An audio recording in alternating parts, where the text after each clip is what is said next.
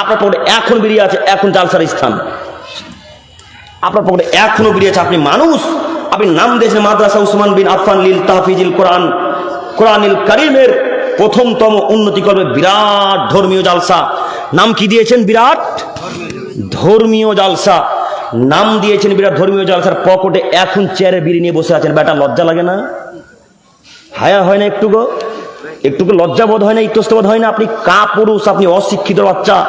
এইখানে নাম দিতে হতো বিরাট ধর্মীয় মেলা, বিরাট ধর্মীয় দুর্গা পূজা, বিরাট ধর্মীয় কালী পূজা, বিরাট ধর্মীয় অমুক পূজা। এই নাম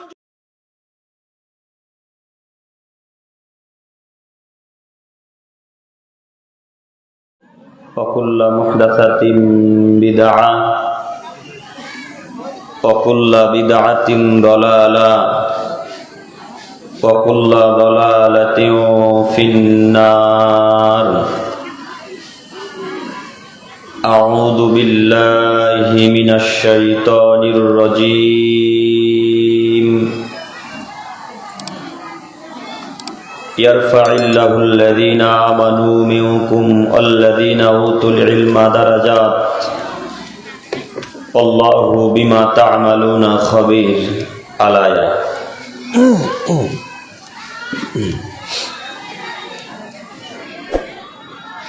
عن أبي هريرة رضي الله تعالى عنه قال قال رسول الله صلى الله عليه وسلم من سلك طريقا يلتمس فيه علما سهل الله له به طريقا إلى الجنة رواه البخاري ومسلم عن أبي هريرة رضي الله تعالى عنه قال قال رسول الله صلى الله عليه وسلم ثلاثة لا يكلمهم الله يوم القيامة ولا يزكيهم وفي رواية ولهم عذاب أليم شيخ زان ملك كذاب وعيل مستكبر رواه مسلم والمشكاة আসসালামু আলাইকুম। আমিনুল ভাইকে বলবো যে বইগুলো একটু বাইরে নিয়ে যান, বাউন্ডারির বাইরে। আমিনুল ভাই বইগুলো বাইরে দেন, বা দুজন আগে বইগুলো বাইরে দেন, এখানে ভিড় করিয়েন না, বাইরে গিয়ে।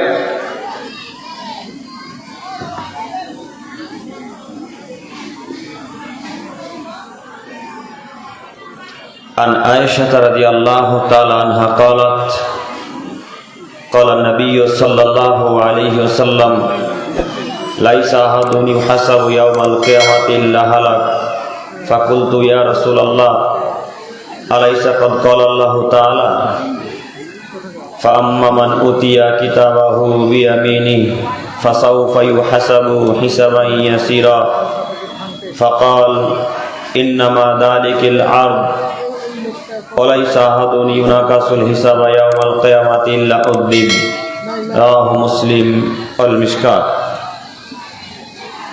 প্রশংসা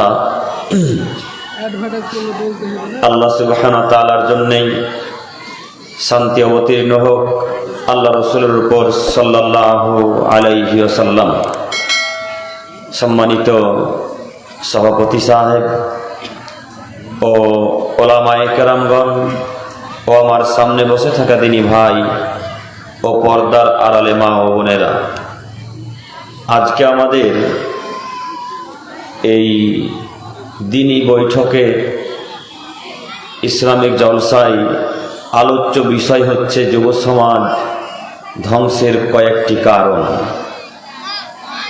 যুব সমাজ ধ্বংসের কয়েকটি কারণ পেশ করে যথাসময়ে শেষ করার চেষ্টা করব ইনশাআল্লাহুল আজিজ। বক্তব্য শুরু করার প্রথমেই আপনাদের সাথে আমার জরুরি কয়েকটি কথা।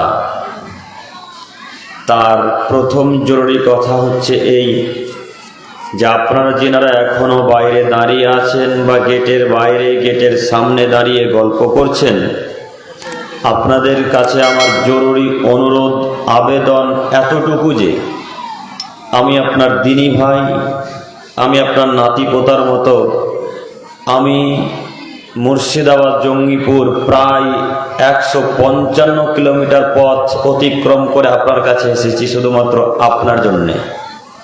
অতএব আপনি কথাগুলোকে মূল্যায়ন করুন। আপনি বাইরে দাঁড়িয়ে না থেকে, রাস্তাঘাট বাজারে দাঁড়িয়ে না থেকে আপনি আমাদের স্টেজের সামনে আসার চেষ্টা করুন। ইনশাল্লাহ আমি আপনার কোনো না কোনো উপকার করবই করব ইনশাল্লাহ। 1 2 আমি যতক্ষণ কথা বলবো আপনারা একটু আমার সাথে কথা বলবেন ইনশাল্লাহ। বলবেন ইনশাল্লাহ? ইনশাল্লাহ। 3 আমরা এইখানে অনেক সব বসে আছি, আমরা সবাই চাই যে আমরা জান্নাতুল ফেরদাউস যাব, তাই না? এটাই তো আশা আমাদের, না অন্য কিছু? আমাদের এতটুকু আশা যে আমরা জান্নাতুল ফেরদাউস যাব, এখানে শুনে কিছু নেকি নিব, এতটুকুই। যদি আসলেই এতটুকু আশা হয় যে, তো আমি কথা বলতে গিয়ে হক কথা যখন আসবে তখন আপনার পক্ষেও যেতে পারে, আবার আপনার বিপক্ষেও যেতে পারে। তো কথা যদি বিপক্ষে চলে যায়, লঙ্গি ঝেড়ে বাড়ি চলে যাবেন না তো? জি ইনশাল্লাহ। কথা বুঝতে পারলেন না মনে হয়? আমরা এখানে শুনতে এসেছি কি বলেন তো দেখি, হাদিস কোরআন তো? কথা বলে না। হাদিস কোরআন শুনতে এসেছি, তো হাদিস কোরআন শোনার পর যদি আপনার বিপক্ষে কথা চলে যায় তো আপনি এখান থেকে চলে যাবেন না ইনশাল্লাহ। কথা তিতা লাগলেও বসবেন, মিঠা লাগলেও বসবেন, আমি যতক্ষণ থাকবো ইনশাল্লাহ। সবাই অদাবদ্ধ হই ইনশাল্লাহ। ইনশাল্লাহ ইনশাল্লাহ। 2 3 আমি এবার আপনাদেরকে বলতে চাচ্ছি যে আপনারা কেউ কারোর ঘাড়ে হাত দিয়ে থাকবেন না, এক খেলে আমার দিকে চেয়ে থাকবেন, এটা আমার অনুরোধ। আমি প্রথমত বক্তব্যের বিষয়ের নাম দিয়েছিলাম যুব সমাজ ধ্বংসের কয়েকটি কারণ। সেই কারণগুলি আমরা পেশ করে সামনের দিকে এগিয়ে যাব ইনশাল্লাহ। আমরা অধিকাংশ সমাজে লক্ষ্য করে দেখতে পাই অধিকাংশ যুবক বিদ্যা থেকে অনেক অনেক অনেক দূরে। 1999টা মানুষ এখন বিদ্যা থেকে দূরে চলে সরে গেছে, শুধু একটাই কারণ, এই 4G 5G ফোন। আজকে আপনি আপনার ছেলের বয়স 9 থেকে 10 বছর, তারপরও আপনি আপনার ছেলের হাতে মোবাইল তুলে দিয়েছেন, অ্যান্ড্রয়েড ফোন। যে বাচ্চা ছেলেটা আপনার ইউটিউবও চালাতে পারে, ফেসবুকও চালাতে পারে, ইনস্টাগ্রামও চালাতে পারে, টুইটারও চালাতে পারে। এইরকম মনে হয় হরিশ্চন্দ্রপুরে ঘটেনি এখন পর্যন্ত, ঘটেছে না? জি। তো যুব সমাজ ধ্বংসের কারণ, নারীদের ধ্বংসের কারণের বড় একটি কারণ হচ্ছে এই অ্যান্ড্রয়েড ফোন। আপনাকে আমি এই জন্যে মাঝে মাঝে বলেছি যে ফোন আপনি ছেলের হাতে যদি তুলে না দেন তাহলে এই ছেলেটা কান্নাকাটি করবে 1 থেকে 2 ঘন্টা। আপনার ছেলের বয়স 9 থেকে 10 বছর, এর হাতে যদি ফোনটা না তুলে দেন, মোবাইলটা তুলে না দেন, তাহলে এই ছেলেটা কান্নাকাটি করবে 1 ঘন্টা অথবা 2 ঘন্টা। আর এর হাতে যদি এখন মোবাইলটা তুলে দেন তো এই ছেলেটা এখন সারা জীবন কান্নাকাটি করবে। কেন? এ বিদ্যা থেকেও দূরে, আল্লাহ থেকেও দূরে। কথা বুঝেননি মনে হয়? অতএব আপনার স্ত্রীকে আপনাকে আমি অনুরোধ করে বলে যাচ্ছি, বাচ্চা ছেলে মেয়ের হাতে মোবাইল দেওয়া বন্ধ করুন।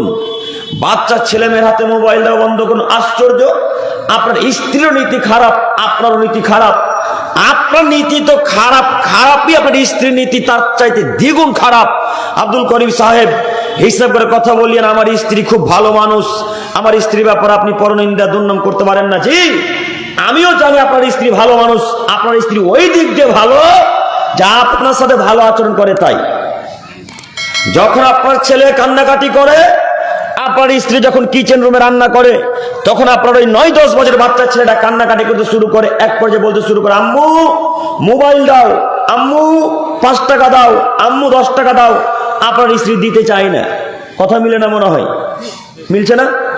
তো আপনার স্ত্রী যখন মোবাইল হাতে তুলে দেয়, না দেয়, তখন ছেলেটা খুব জোরে কান্নাকাটি করা শুরু করে, আপনার কন্যাটাও কান্নাকাটি করা শুরু করে।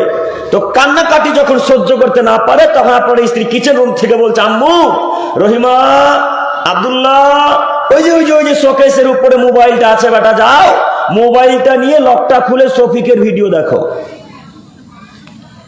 শফিককে চিনতে পারলেন না? আম্মু ওই মোবাইলটা নিয়ে তোমরা টিঙ্কুদের ভিডিও দেখো। টিঙ্কু, সাগরদিঘি থানার একটা টিঙ্কু ছেলে আছে, দেখেননি? চেনেন না? না চেনেন? আপনাদের হরিশ্চন্দ্রপুর থানা তো হয়তো থাকতে পারে, আমি জানি না, আমি আপনাদের এলাকার মানুষ নই। তো এবার আপনার স্ত্রীর বিদ্যা আছে না বুদ্ধি আছে একটু আপনি বলেন তো দেখি। আপনার স্ত্রী এখন শিক্ষিত নারী? কথা বলে না। আপনার স্ত্রী এখন শিক্ষিতা? আপনার স্ত্রী শিক্ষিতা নারী নয়। আপনার স্ত্রী যদি শিক্ষিতা হতো তাহলে ছেলেকে বলতো, আম্মু চুপে যাও, আম্মু চুপে যাও, মোবাইল দেখতে নেই, আম্মু মোবাইল দেখলে ছেলেপের চরিত্র খারাপ হয়ে যায়, মহিলা খারাপ হয়ে যায়, অত তুমি মোবাইল থেকে দূরে থাকো। যদি এতটুকু না বলতে পারতো আপনার সৎ স্ত্রী, তাহলে অন্তত বলতো, আব্বু মোবাইলটা নিয়ে আব্দুল বাড়ির ভিডিও দেখো। আব্দুল বাড়িকে চেনেন? ইউটিউবে সার্চ দিয়ে দেখবেন আব্দুল বাড়ির গল্প। ওখানে বাপের সাথে কিভাবে কথা বলতে হয় সেই বাচ্চা ছেলেগুলো শিখায় কার্টুনের মাধ্যমে। ওইখানে শিখানো হয় সালাম কিভাবে দিতে হয়, গাড়িতে চাপার দোয়া কি, বাড়ি থেকে বের হওয়ার দোয়া কি, রাস্তাঘাটে দেখলে কাছে কেমন আদব করতে আচরণ করতে হয়। এই বিদ্যাগুলো, শিক্ষাগুলো ওই কার্টুনের মাধ্যমে আপনার ছেলে মেয়েকে দেওয়া হয়।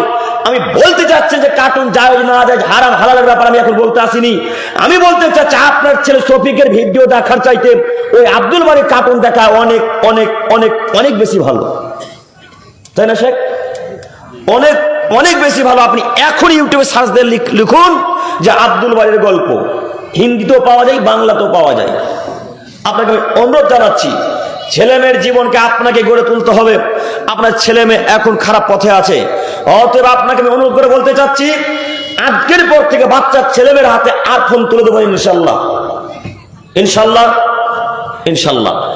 যুব সমাজ ধ্বংসের আরো কয়েকটি কারণের একটি কারণ হচ্ছে পিতামাতার কথাকে অমান্য করে চলা। 1, 2, যুব সমাজ ধ্বংসের আরো একটি কারণ হচ্ছে জ্ঞান, ইলম, ইসলামিক শিক্ষা থেকে দূরে থাকা।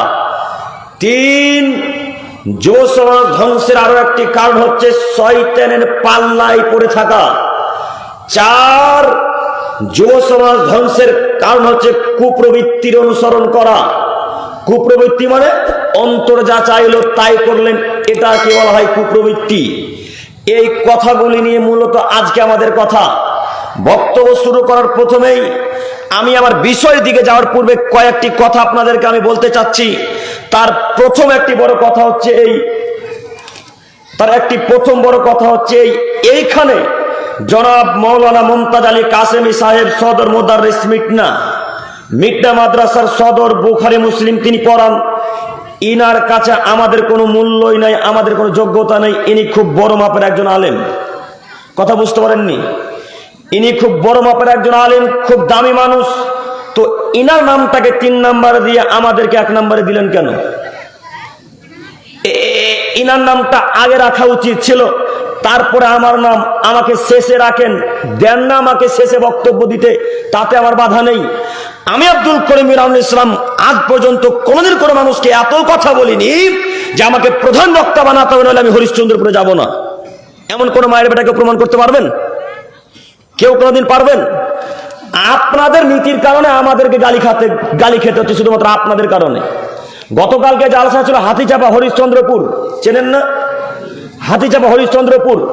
তো আমার নামটা দিয়েছে প্রধান বক্তায়, আমাকে রেখেছে, আর জনাব সাইদুর রহমান মাদানী সাহেবকে দ্বিতীয়তে রেখেছে।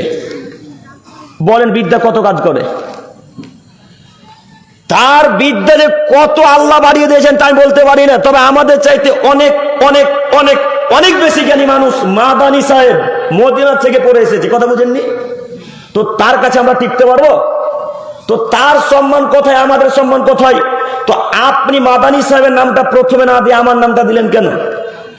এখানে কাসেমি সাহেবের নামটা উপরে না দিয়ে আমার নামটা দিলেন কেন? যদিও এই বড় বড় যারা আলেম তারা এগুলো নিয়ে বিরোধিতা করে না, যারা 3 নম্বর শ্রেণীর মানুষ, 3 নম্বর শ্রেণীর যারা আলেম তারাই বিরোধিতা করে।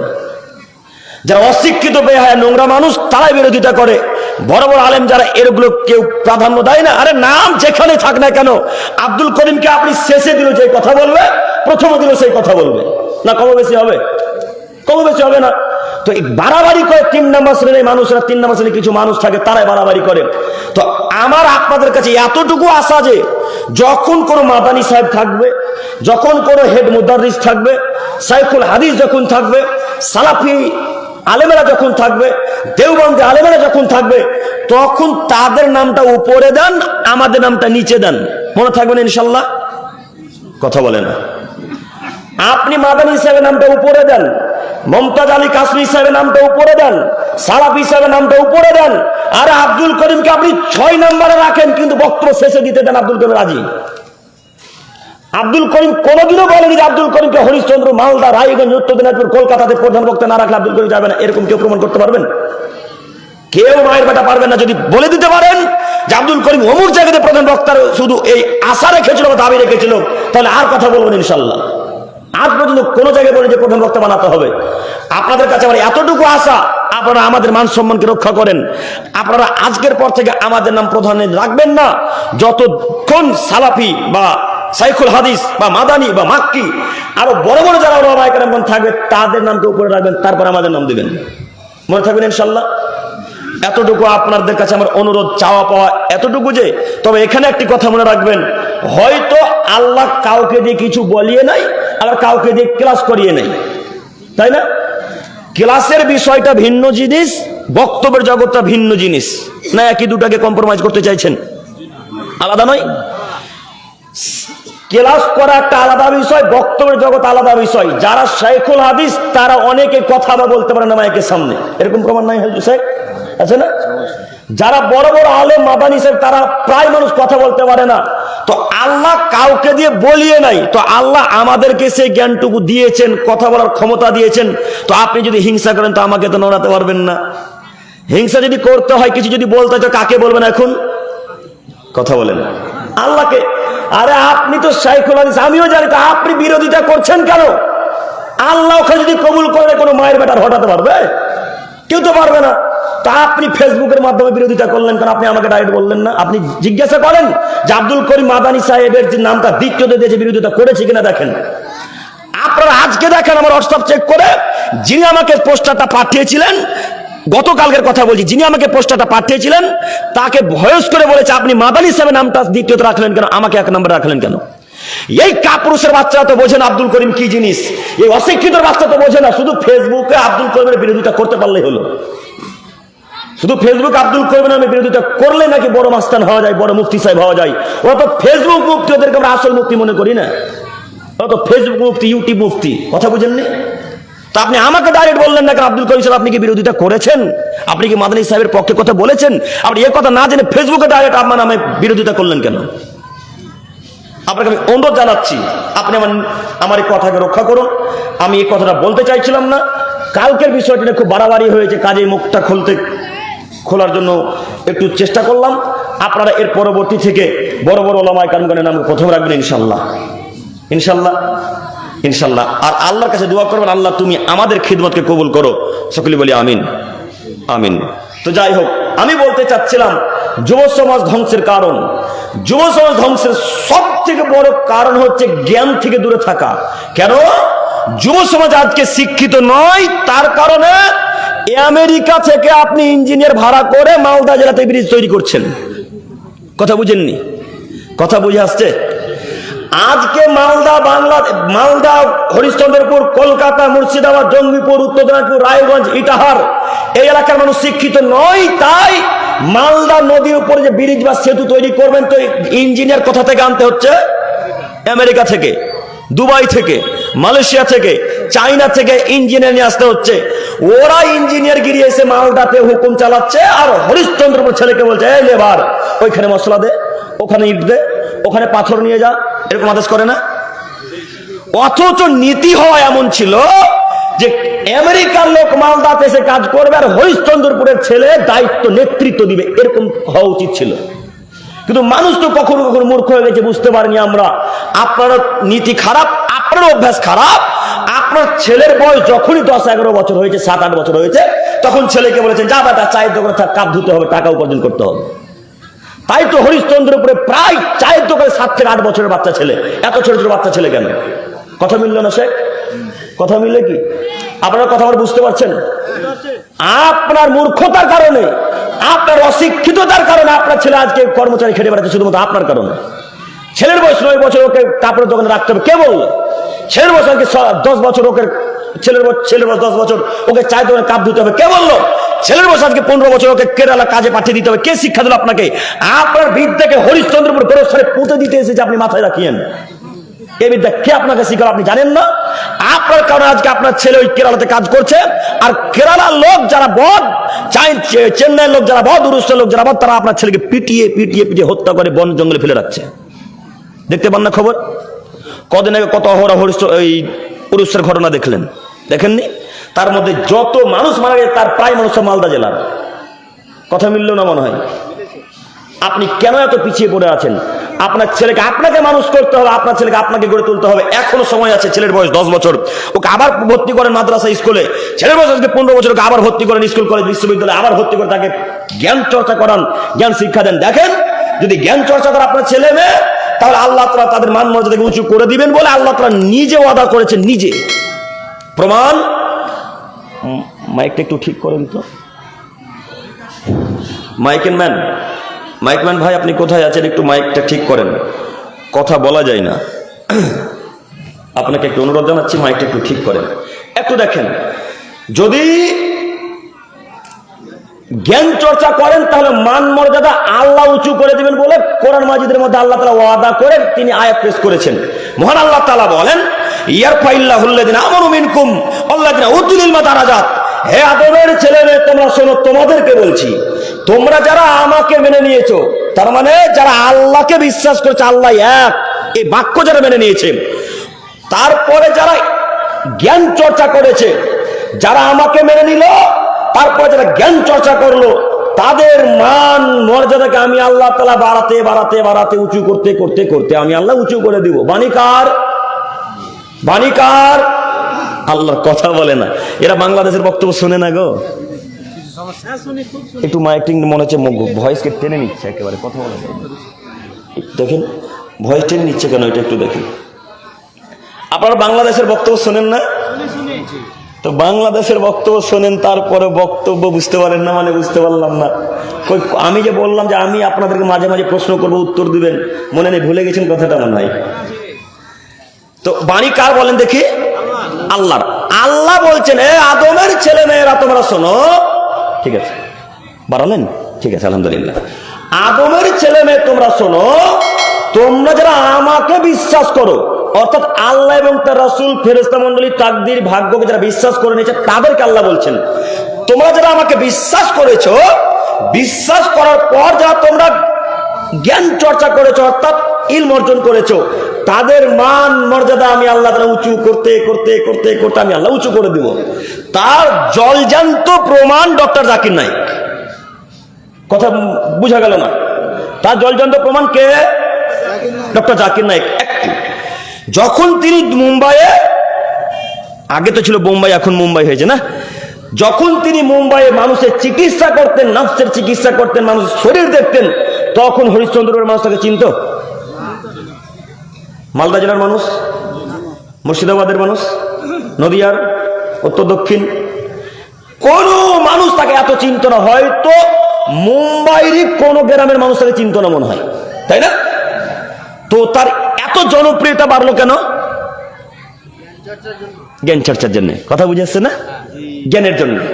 ওই যে আল্লাহ বললেন, আমাকে যারা মেনে নিবে, আমাকে মানার পর যারা জ্ঞান চর্চা করবে, তাদের মান মর্যাদাকে আমি আল্লাহ উঁচু করতে করতে করতে করতে করতে আল্লাহ আমি উঁচু করে দিব।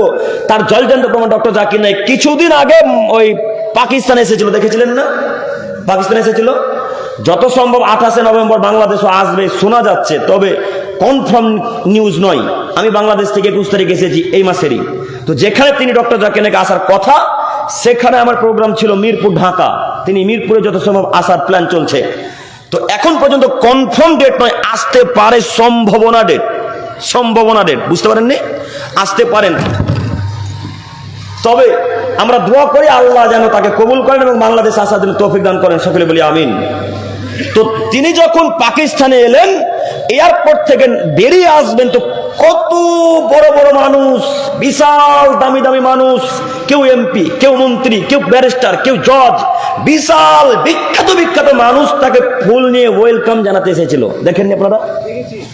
তাহলে এত মান সম্মান কেন? জ্ঞান চর্চার জন্য। তো আল্লাহ বলছেন যখন তোমরা জ্ঞান চর্চা করো আমাকে মেনে নেবে, আমি তোমাদের মান মর্যাদা উঁচু করে দেবো।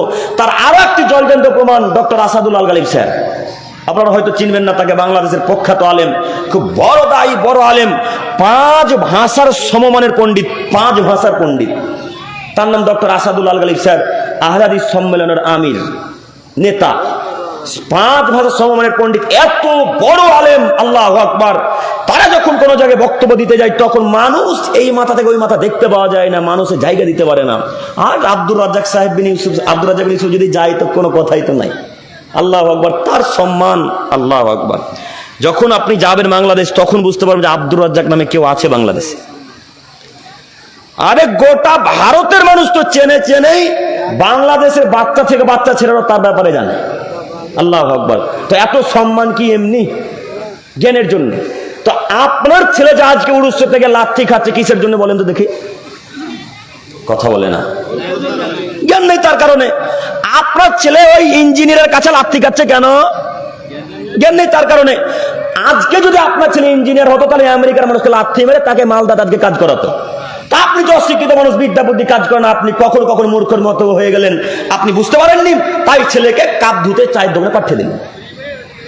আপনাকে অনুরোধ করে বলতে চাচ্ছি, আজকের পর থেকে কোন ছেলে অন্তত 25 থেকে 26 বছর যাবত পড়বে, তারপরে কাজকর্মে পাঠাবো ইনশাল্লাহ। অন্তত 26-30 বছর যাবত পড়াবো। টাকা যদি না থাকে ভিক্ষা করে পড়াবো, কিন্তু ছেলে মেয়েকে পড়াবো, ওই কথাই ঠিক। ছেলেকে পড়াবো, ওই কথা ঠিক।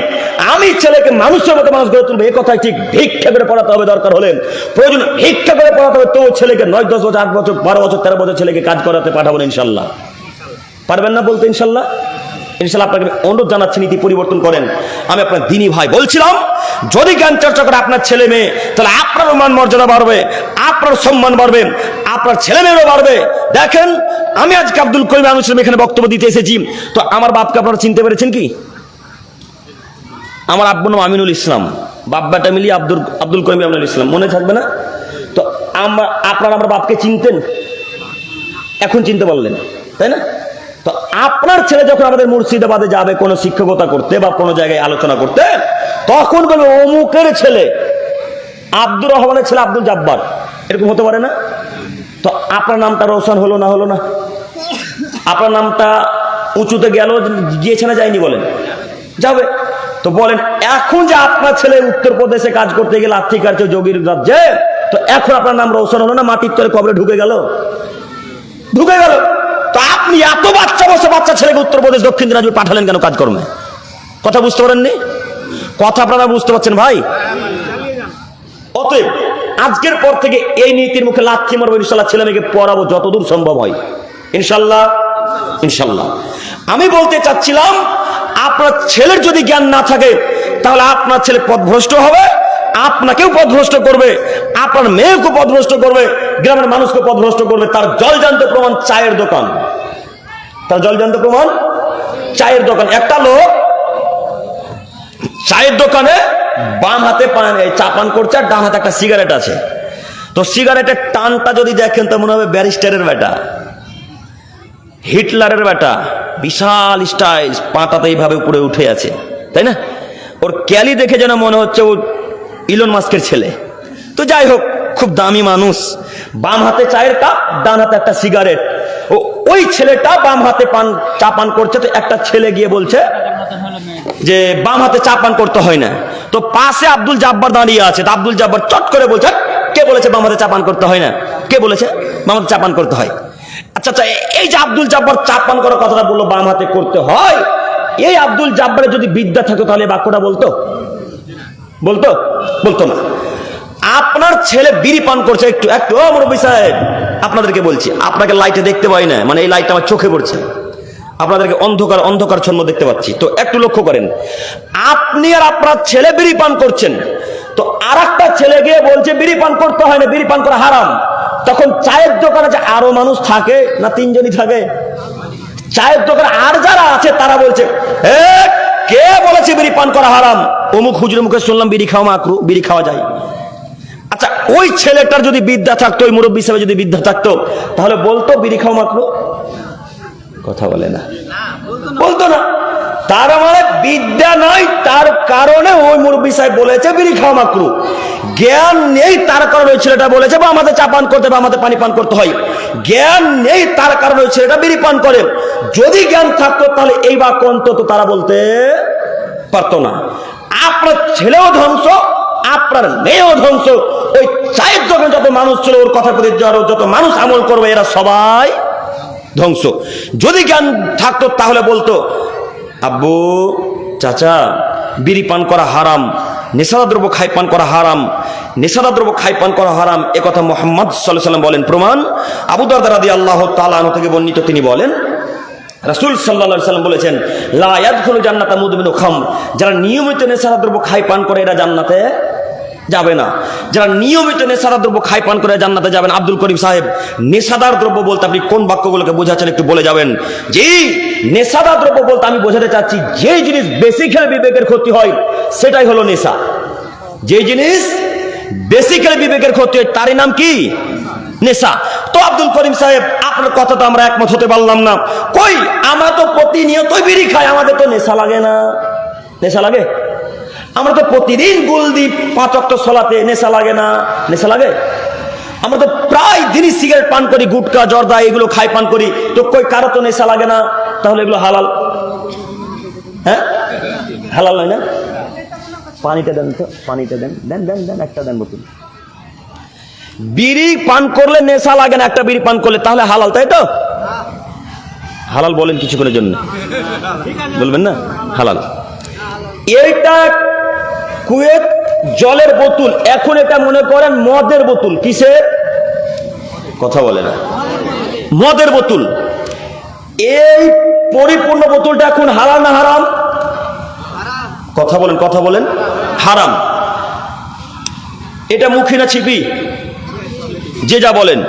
তো এক মুখী মদ, ইন্নালিল্লাহ। আমি আব্দুল করিম আমি ইসলাম খেয়ে নিলাম,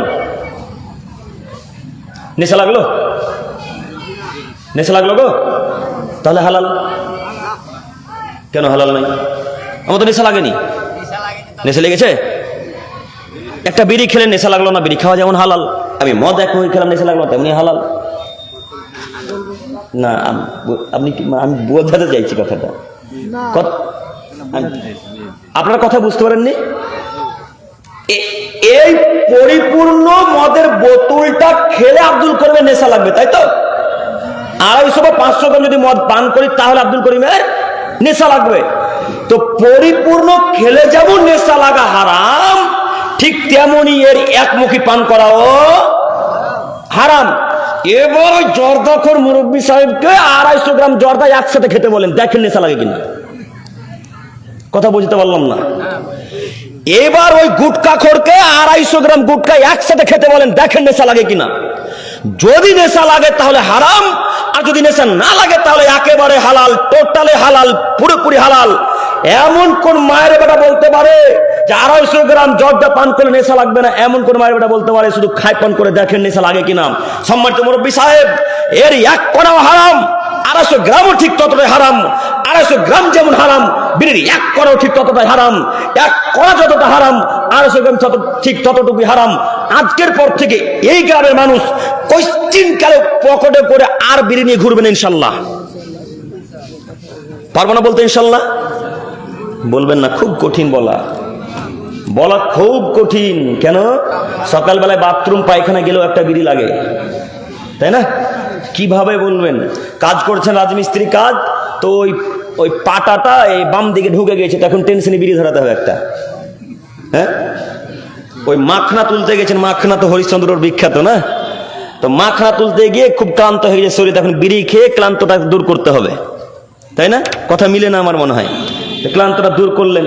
তো আপনাকে আমি অনুরোধ করে বলতে চাচ্ছি, আপনি কোন আয়াতের ভিত্তিতে, কোন হাদিসের পরিপ্রেক্ষিতে, কোন নুসখার পরিপ্রেক্ষিতে আপনি বললেন যে বিড়ি খাওয়া হালাল বা বিড়ি খাওয়া মাকরুহ? আব্দুল করিম সাহেব এতদিন 12-13 বছর পর কি পড়লেন? আপনি পড়তেই জানেন না। তাহলে ওই তো আমাদের হুজুর বলেছে বিড়ি খাওয়া মাকরুহ, তো আপনি বুঝেননি কথা গো। হুজুর কেন মাকরুহ বলেছে? হুজুর যে নিজে জর্দা খায় গো, হুজুর যে নিজে গুল খায় তাই মাকরু বলেছে, আপনি জানেন না? হুজুর বক্তব্য দিতে আছে, তাও হুজুরের পকেটে একটা জর্দা পান থাকে, হুজুরের মুখে তো থাকে। হুজুরের দাঁত দেখলে বোঝা যায় হুজুর গুটকা খোর হুজুর, হুজুর দাঁত দেখলে বোঝা যায় হুজুর জর্দা পান খোর হুজুর, হুজুর দাঁত দেখলে বোঝা যায় হুজুর গুল খোর হুজুর। আপনি বুঝতে পারেন না কেন মাকরু বলেছেন? কেন আপনি হুজুরের কথায় গেলেন?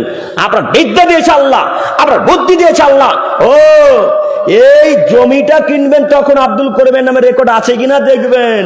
এই জমিটা কেনার সময় আব্দুল করিমের নামে রেজিস্ট্রি আছে কিনা দেখবেন। এই জমিটা কেনার সময় কত খোঁজ, কত তালাশ, কোথায় কার জমি রেকর্ড আছে কিনা, এই যে আছে কিনা, তুমুক আছে কিনা, সিরিয়াল নম্বর আছে কিনা, এত কিছু। এক কাঠা জমি নেওয়ার সময় দেখছেন। আর যে ইবাদত করে জান্নাত কিনতে চাচ্ছেন সেই ইবাদত সহি কিনা যদি দেখবেন না, হ্যাঁ, সেই ইবাদতটা সহি কিনা যদি দেখবেন, আপনি এমনি ইবাদতকে মানতে শুরু করে দেবেন হুজুরের কথাতে। আপনি আব্দুল করিমের কথা কেন মানবেন? আপনি আমার কথা কেন মানবেন? আমি কোনোদিন কোনো মানুষকে বলি আমার কথা মান্যতা দিতে, আমি কোনোদিন বলিনি। আমি তখনই বলেছি আমার কথা যদি রাসূল সাল্লাল্লাহু আলাইহি ওয়াসাল্লামের কথার সাথে না মিলে, আমার কথা যদি আল্লাহর সাথে না মিলে, তখন আমার কথাকে লাথি মেরে দিয়ে ডেরে ফেলে দিবেন।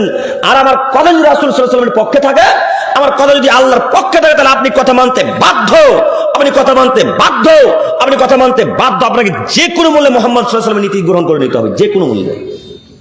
আপনার পকেটে এখন বেরিয়ে আছে এখন জালসার স্থান, আপনার পকেটে এখনো বেরিয়ে আছে। আপনি মানুষ, আপনি নাম দিয়েছেন মাদ্রাসা উসমান বিন আফফান লিল তাহফিজিল কোরআন, কোরআনুল কারীমের প্রথমতম উন্নতি করবে বিরাট ধর্মীয় জালসা।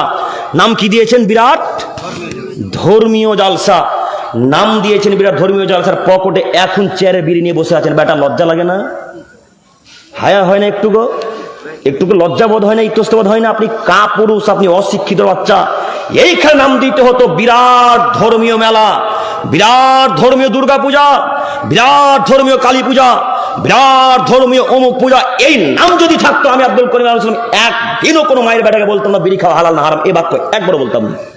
আপনি নাম দিয়েছেন যখন বিরাট ধর্মীয় জালসা দিনী সভা, তখন আমি আপনার উপর বলার অধিকার রাখি। আপনার পকেট যদি এখন চেক করে আপনার পকেটে গোল গুটকা সিগারেট কোনো না কোনো একটা বাক্য জিনিস পাওয়া যাবেই যাবে। যাবে না মনে হয়? যাবে, যাবে। এই তো আপনি মুসলমানের বাচ্চা। তো আপনাকে ইহুদি খ্রিস্টানরা কচু কাটা করে কেটে নদীতে ভাসাবে না তো হিন্দুরা কে কাটবে?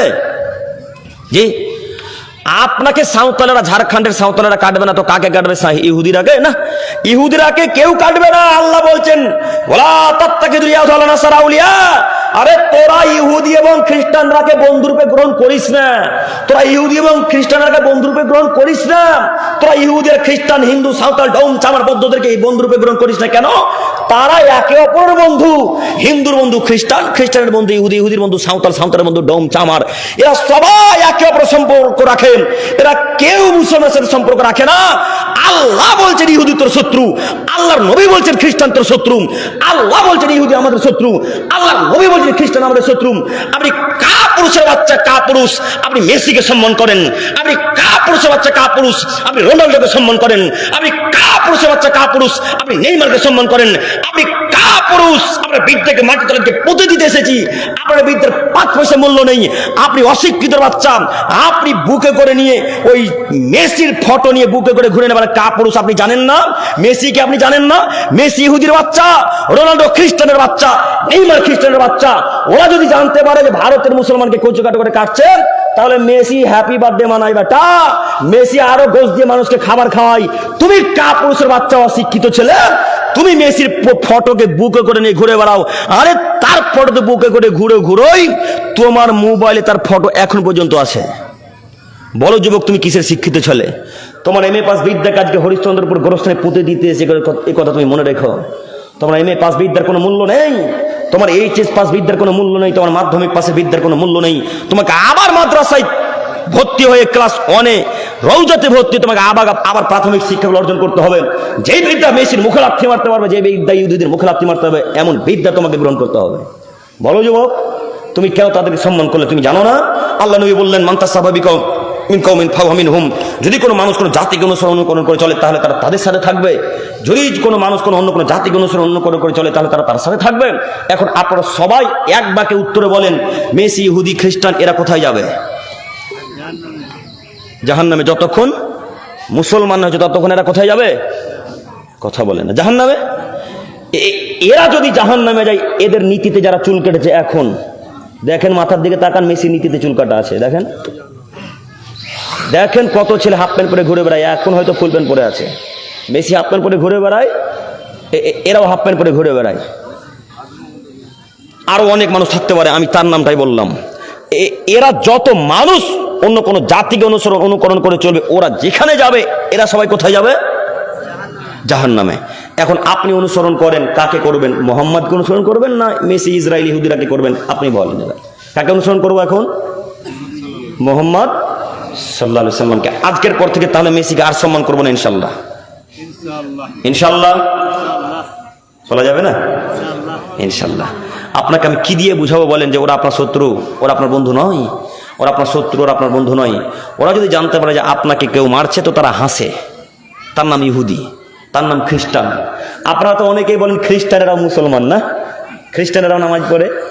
আর এই যে যুবক ভাইরাকে দেখছেন, এরা তো শিয়ারাকেও মুসলমান বলে। এদের যে দরদ ইরানের ওপর কত তা আল্লাহ জানে। ইরানের প্রতি যে এদের কত ভালোবাসা তা আল্লাহ জানে। এদেরকে না দেখলে বোঝা যায় না যে ইরানকে কত ভালোবাসে। এরা সবাই বলে আরে ইরান শিয়ারা তো মুসলমান, ইরান তো শিয়ারা মুসলমান, শিয়ারাও নাকি মুসলমান। এই মুসলমানের বাচ্চা যুবক সম্প্রদায় বলে, এই যুবক, এই তুমি জানো শিয়ারা মুসলমান কিনা? শিয়াদের একটা বড় গোষ্ঠী কাফের। শিয়াদের মধ্যে সবাই কাফের কথাটা ভুল। শিয়াদের মধ্যে অনেক শিয়া আছে যারা আল্লাহকে এবং আল্লাহ রসুলকে মানে, কিন্তু কিছু সম্প্রদায় শিয়া আছে যারা শুধু আলীকে মানে, মোহাম্মদকে মানে না। এবার তুমি বলো, মোহাম্মদকে যদি কেউ না মানে তাহলে সে মুসলমান না কাফের? কাফের। তো এই যে ছেলেগুলা, যখন আমরা ইরানের বিরুদ্ধে কথা বলি, ওদের বিরুদ্ধে যখন কথা বলি, তখন এরা ফেসবুকে আজে বাজে কথা, ইহুদিদের দালাল, ইসরায়েলের দালাল, খ্রিস্টানদের দালাল, তারা পেট্রো ডলার পায়, তারা ডলার পায়, তারা টাকা নাই, তারা ইহুদি তাদেরকে টাকা দেয় ব্যাংকের মাধ্যমে, এরকম কথা পান না আপনারা? পান না? তো তুমি যে বেটা যাকে সাপোর্ট করছো, তুমি যদি ইরানের খোঁজ নিয়ে দেখো, তোমার বাপকে, তোমার দাদাকে, তোমার চাচাকে, সালাফি আকীদার বড় বড় আলেমদেরকে এক কাতারে দাঁড় করিয়ে রাইফেল দিয়ে গুলি করে হত্যা করেছে বেটা, তুমি জানো না? তার নাম ইরান, তার নাম সিয়া। কাকে তুমি সম্মান করো, কাকে তুমি সাপোর্ট করো তুমি বুঝোনি? সিয়াকে তুমি সাপোর্ট করো মানে? সিয়ারা কাফের, সিয়াদের বড় গোষ্ঠী একটা কাফের, সিয়াদের বড় গোষ্ঠী একটা কাফের, সিয়াদের প্রায় লোকই কাফের। সিয়ারা তোমার নবীকে গালি দেয়, সিয়ারা আবু বকরকে গালি দেয়, আরে সিয়ারা উমারকে গালি দেয়। আল্লাহর নবী বলছেন, উমার তুমি যে রাস্তা দিয়ে চলো উমার, সেই রাস্তা দিয়ে শয়তান চলে না। উমার শোনো, তুমি যে রাস্তা দিয়ে যাও সেই রাস্তা দিয়ে শয়তান যায় না। উমার তুমি যে রাস্তা দিয়ে যাও সেই রাস্তা দিয়ে শয়তান যায় না। এত বড় একটা সাহাবীকে, অর্ধ পৃথিবী যিনি রাজা, অর্ধ পৃথিবী যিনি খলিফা, অর্ধ পৃথিবী যিনি রাজত্ব চালিয়েছেন, তার নাম কি? উমার। উমারের মতো এত বড় সাহাবীকে, খলিফাকে এই শিয়ারা গালি দিতেও ছাড়ে না। তুমি বেটা তাদেরকে কিভাবে মুসলমান বলো? বলো তুমি তাদেরকে কিভাবে মুসলমান বলো? তোমার বিদ্যা নাই? তুমি কেমন বিদ্যা অর্জন করলে? তুমি কিসের বিদ্যা অর্জন করলে যে বিদ্যা তোমাকে শিয়াদেরকে মুসলমান বলতে শিখাই? শিয়ারা মুসলমান নয়, শিয়াদের একটা বড় গোষ্ঠী কাফের। ঠিক তারা যেমন কাফের, খ্রিস্টানরাও ঠিক তেমনই কাফের। খ্রিস্টানেরা কেরালাতে রবিবারের দিন চার্চে যায়, দেখেননি কেরালায়? তো এই ছেলেগুলো তো কেরালাতে কাজ করে, তখন এসে বলছে যে কেরালাতে ওরাও তো চার্চে যায়, নামাজ পড়ে। তো রবিবারের দিন তারা নামাজ পড়তে যায় না, চার্চে যিশুর সামনে তারা মাথা নত করতে যায়। যিশুর সামনে কি করতে যায়? মাথা নত করতে যাই। তো বলেন আপনার বিদ্যা কোনো দাম হলো? আপনার বিদ্যার কোনো মূল্য আছে? এই যুবক ভাইরা, আপনাদেরকে বলছি, পিছনে যারা আছেন, আপনার বিদ্যার কোনো মূল্য আছে গো? খ্রিস্টানরা মুসলমান নয়, খ্রিস্টানরা কাফের, একেবারে কাফের, একবারে পরিপূর্ণ কাফের। যে তার যদি কোনো মানুষ তাদেরকে মুসলমান ভাবে, তাহলে তাদেরও কাফের হয়ে যাওয়ার সম্ভাবনা বেশি। আপনি কেন তাদেরকে মুসলমান বলেন? সম্মানিত উপস্থিতি, আমি বলতে চাচ্ছিলাম নীতি পরিবর্তন করেন। আমি আপনাকে বোঝাতে গিয়ে এত দূরে চলে এলাম, তার একটি কথা হচ্ছে, যদি আপনার বিদ্যা থাকতো তাহলে আপনার বাপকে আপনি বাধা দিয়ে বলতেন, আব্বু পকেটে বিড়ি নিয়ে আর ঘুরবেন না ইনশাল্লাহ। এ কথা কে বলতো বলেন তো? বেটাকে, বেটা বাপকে বলতো। তো বাপ বেটা কে যে কাকে বলে? বাপ বেটাকে বলে, বেটা ওই দোকান থেকে এক মুঠা বিড়ি এনে দেয়। তাহলে কে কাকে বাধা দিবে? আমরা তো বুঝতে পারলাম না, তাই না? কে যে কাকে বলে? সবাই যে একই গোত্রের মানুষ, সবাই একই পানির মানুষ, সব একই। বাপ বেটাকে বলে বিড়ি এনে দিতে, বাপ বেটাকে বলে। আরে বাপের সামনে বেটা বিড়ি পান করে দাঁড়িয়ে দাঁড়িয়ে, এরা জাতির কি উপকার করবে? এই 3 নম্বর শ্রেণীর ছেলেগুলো সমাজের কি উন্নতি করবে, কি উন্নয়ন করবে আপনি বলেন? যারা পকেটে করে বিড়ি নিয়ে ঘুরে, যারা পকেটে করে করে গার্লফ্রেন্ডের নাম্বারকে নিয়ে ঘুরে বেড়াই, যারা সিগারেট নিয়ে ঘুরে, যারা গুটকা নিয়ে ঘুরে, এরা জাতির কি উপকার করবে, এরা ঈদগাহের কি উপকার করবে, এরা সমাজের কি উপকার করবে? যে না, আমরা বুঝতে পারলাম না এরা কিভাবে উন্নতি করবে। অসম্ভব কখনো নয়। এই 3 নম্বর শ্রেণী ছেলে দিয়ে জাতির উন্নতি হবে না। এই 3 নম্বর শ্রেণীর ছেলে দিয়ে জাতির উন্নতি হবে না। এই দাড়ি কাটা লোককে দিয়ে জাতির উন্নতি হবে না। উন্নতি তারাই করতে পারে যারা 5 ওয়াক্ত সালাত আদায় করে, যারা রাসূলের পদ্ধতিকে গ্রহণ করে, যারা আল্লাহকে মান্যতা দেয়, যারা রাসূলের বিধানকে মেনে নিয়েছে, তারা জাতির উন্নতি করতে পারে, তারাই ঈদগাহের উন্নতি করতে পারে, তারাই মসজিদের উন্নতি করতে পারে, তারাই সমাজের মানুষের উন্নতি করতে পারে। তাছাড়া এই 3 নম্বর শ্রেণীর ছাত্র দিয়ে হবে না, এই 3 নম্বর শ্রেণীর ছেলে দিয়ে হবে না। এরা তো বিড়ি খায়, এরা তো গুটকা খায়, এরা তো গার্লফ্রেন্ডের সাথে কথাও বলেন, এরা তো মাকেও গালি দেয়, এরা বাপকেও গালি দেয়, এরা ইমাম সাহেবকেও গালি দিতে ছাড়ে না। এরা জাতির কি উপকার করবে বলেন? বলেন। যুব সমাজ ধ্বংসের বড় একটি কারণ মানুষকে, সর্দার ক্যাশিয়ারদেরকে সম্মান না করা। আজকে অধিকাংশ যুবকদেরকে দেখে রাস্তাঘাটে যখন সর্দার ক্যাশিয়ার বেরোয় তখন তাদের কেউ কাউকে সম্মান দেয় না। কথা মিলে না সাহেব ভাই? কথা বুঝতে পারছেন আপনারা? কেউ কাউকে সম্মান দিতে চায় না। সম্মান কে কাকে দিবে, কেউ তো সম্মান কিভাবে করতে বোঝে না। বড় মানুষ যে ছেলেদেরকে স্নেহ করবে এটাও তো তারা বুঝে না। অতএব আমি আপনাকে অনুরোধ করে বলতে চাচ্ছি, বিদ্যা অর্জন করেন, বিদ্যা চর্চা করেন। যদি বিদ্যা অর্জন করেন তাহলে জান্নাতের পথ আল্লাহ সহজ করে দিবেন বলে মুহাম্মদ সাল্লাল্লাহু আলাইহি ওয়াসাল্লাম ঘোষণা করেছেন। একটু আপনাকে আমি হাদিস দেখাচ্ছি, দেখেন বুখারী মুসলিম। আবু হুরায়রা রাদিয়াল্লাহু তাআলা আনহু থেকে বর্ণিত, তিনি বলেন রাসূল সাল্লাল্লাহু আলাইহি সাল্লাম বলেছেন, মান সালাকা তারিকান ইয়ালতামিসু ফি ইলমান। পৃথিবীর মানুষ তোমরা মনে রাখো, আল্লাহ সুবহানাহু ওয়া তাআলা বলেন, যদি কোনো মানুষ জ্ঞান চর্চা করে, যদি কোনো মানুষ জ্ঞান চর্চা করে, বিদ্যা অর্জন করার জন্য বাড়ি থেকে বের হয়, যদি কোনো মানুষ জ্ঞান চর্চা করার জন্য বাড়ি থেকে বের হয়, তাহলে আল্লাহ তাআলা তার জন্য জান্নাতের পথকে সহজ করে দিবেন। সাহালাল্লাহু লাহু বি তারিকান ইলাল জান্নাহ।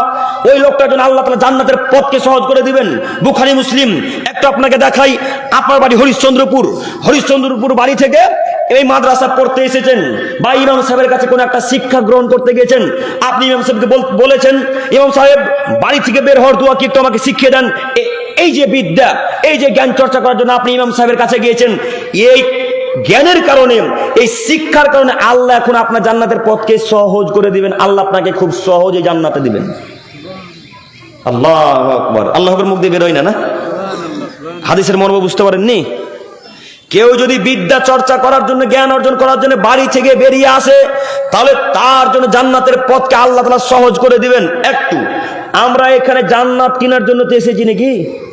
জি, জান্নাতে যাব এটাই তো আমাদের আশা না? অন্য কিছু আছে? লোক দেখানো কিছু আছে কি? কিছু নাই। তাহলে আল্লাহ যদি জান্নাতের পথ সহজ করে দেয়, যে আমল করলে, যে ইবাদত করলে, সেই আমলের দিকে আমরা অগ্রসর হব না ইনশাআল্লাহ? হব ইনশাআল্লাহ।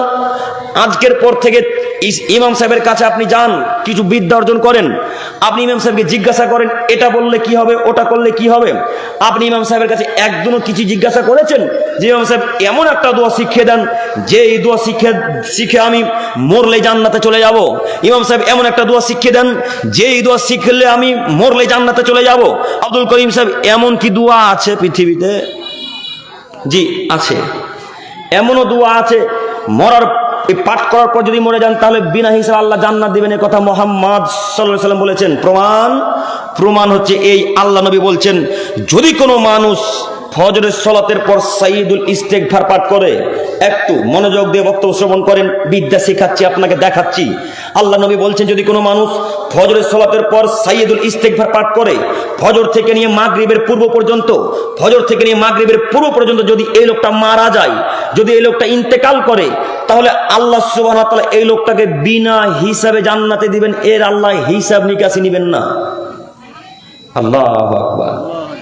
তারপরে আল্লাহ নবী বলছেন, যদি কোনো মানুষ মাগরিবের সালাতের পর সাইয়্যিদুল ইস্তিগফার পাঠ করে, মাগরিবের সালাতের পর কেউ যদি সাইয়্যিদুল ইস্তিগফার পাঠ করে, আর মাগরিবের পাঠ করার পর ফজরের পূর্বে পর্যন্ত যদি মারা যায়, ফজরের মাদ্রাসা আযান দেয়নি তার আগে যদি মারা যায়, তাহলে ওই লোকটা বিনা হিসেবে জান্নাতে যাবে। কথা মুহাম্মদ সাল্লাল্লাহু আলাইহি ওয়াসাল্লাম বলেছেন। বলেন, একজন ইমাম সাহেবের কাছে গিয়ে বলেছেন এমন একটা দুয়ার কথা বলেন যে এই দোয়া পাঠ করে মরলে জান্নাতে চলে যাব। এমন কোনোদিন একদিন আলেমকে জিজ্ঞাসা করেছেন? করেননি। করবেন কিভাবে? শুধু তো ইমামের ভুল ধরার জন্য আপনি ব্যস্ততায় আছেন। ইমামের ভুল ধরার জন্য আপনি রেডি। ইমাম সাহেব ফজর একদিন উঠতে পারেনি, তার জন্য চায়ের দোকানে কত দুর্নাম। হরিশ্চন্দ্রপুর ইমাম ভালো লয়, ওই তালসরের ইমাম ভালো লয়, ওই গ্রামের ইমাম ভালো লয়, ওই পিপুলতলার ইমাম ভালো লয়, এই অমুক তমুক এমুক তমুক কিছু এলো মুখে, ওই পার্লামেন্টে বলে দিলেন।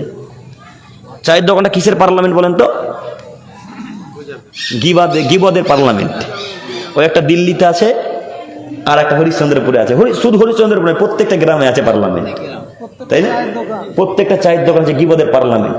তো ওই গিবদের পার্লামেন্টে গিয়ে বলা শুরু করলো, পিপুল তোরা ইমাম সাহেব ভালো লয় রে, উঠেনি আজকে ফজর উঠতে। তো খোঁজ খবর নিয়ে দেখা যাচ্ছে তার 3টা বোল্ডার ছেলে আছে, ছেলেরা উঠেনি। বোল্ডার বুঝতে পারলেন না? বড় বড়, হ্যাঁ বুঝা যাচ্ছে না? বড় বড়।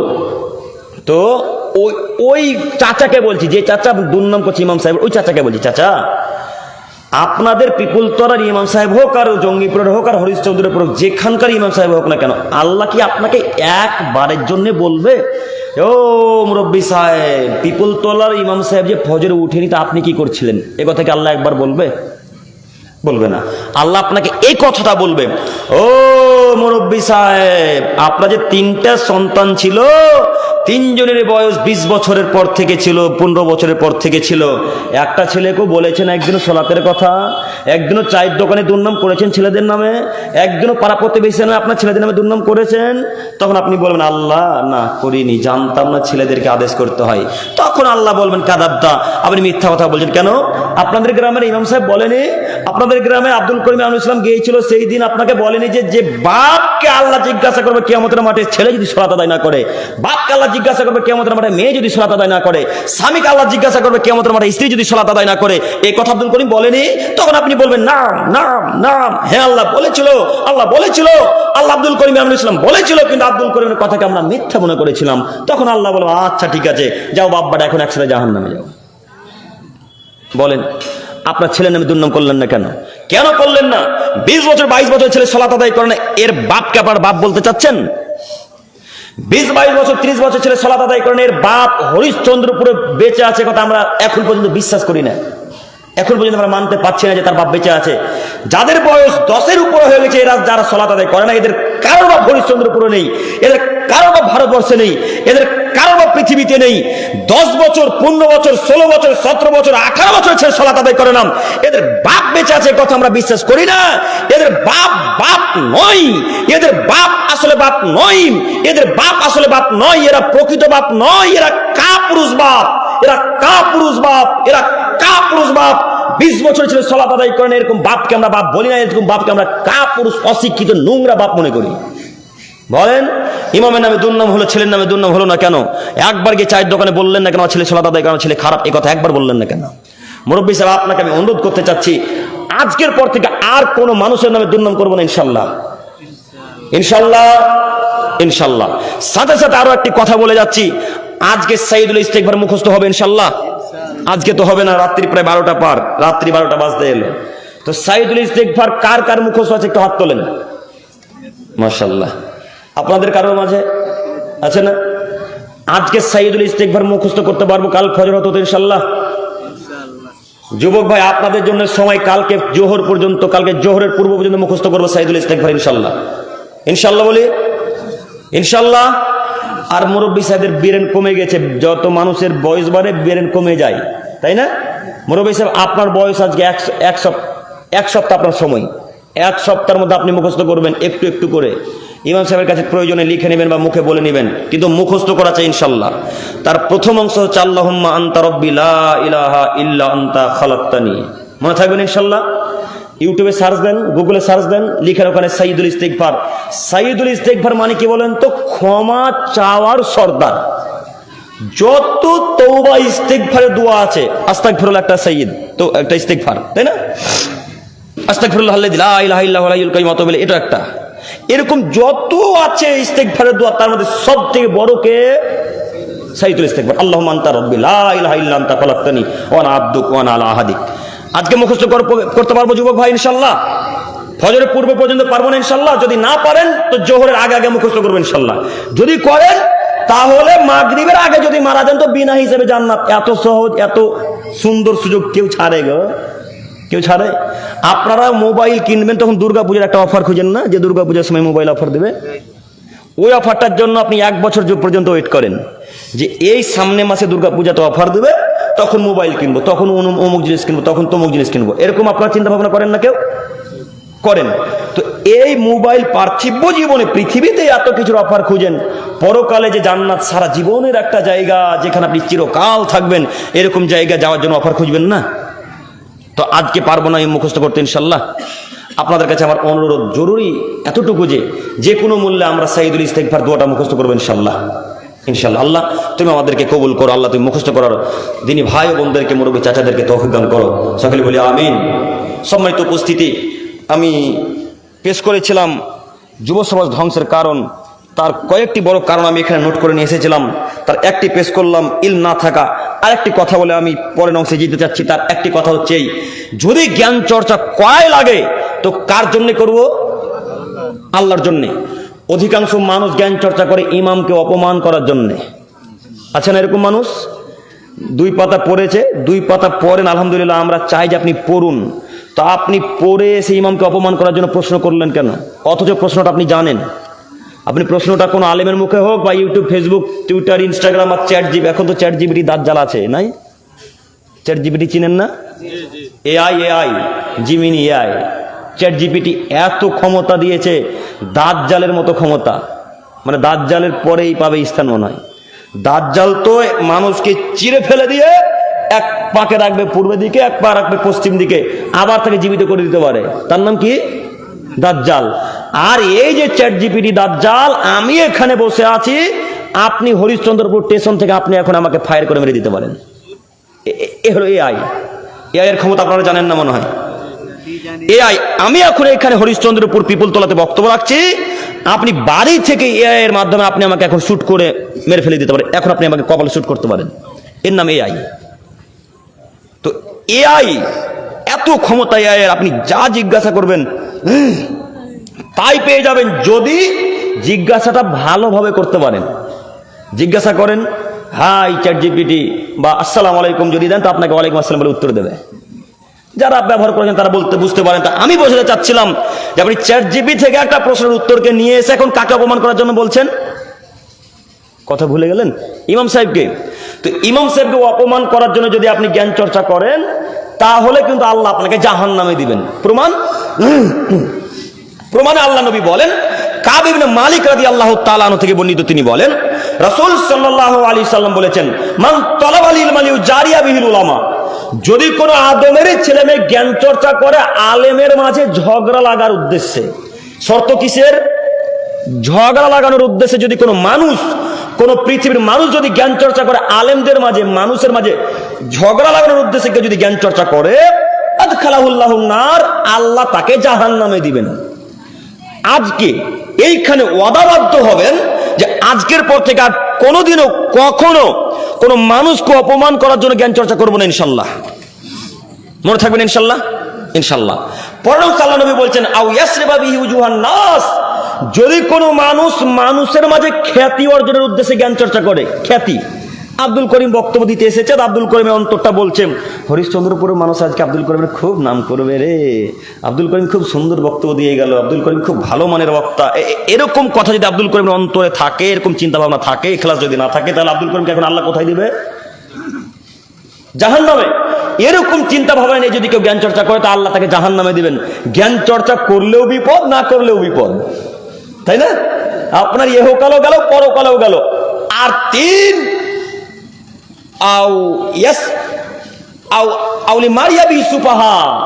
মূর্খদের মাঝে ঝগড়া লাগানোর উদ্দেশ্যে কেউ যদি জ্ঞান চর্চা করে, আল্লাহ তাকে জাহান্নামে দিবে।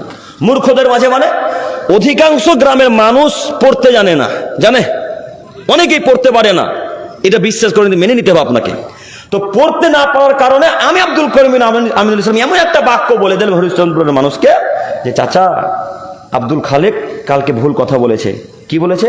আব্দুল খালেক বলেছে বিড়ি খেতে হয় না, বিড়ি খাওয়া যায়, এটা আমি হাদিসে পড়েছি। তো এখন মূর্খ মানুষ, চাচা তো পড়তে জানে না, এখন তো হাদিস কোরআন খুলতে পারবে না, পারবে কি? তো চাচা তখন আব্দুল করিমের কথা শুনে আব্দুল খালেকে, বেটা তোমার দাম ভেঙে দেবো বলে, তুমি পড়তে জানো? তুমি জানো না? আব্দুল করিম তো বলে গেল বিড়ি খাওয়া হালাল। কথা বুঝতে পারেননি? এই উদ্দেশ্যে কেউ যদি জ্ঞান চর্চা করে তো আল্লাহ তাকে জাহান্নামে দিবেন। তো কয় শ্রেণীর মানুষকে আল্লাহ জ্ঞান চর্চা করার পর জাহান্নামে দিবেন? 3 শ্রেণী।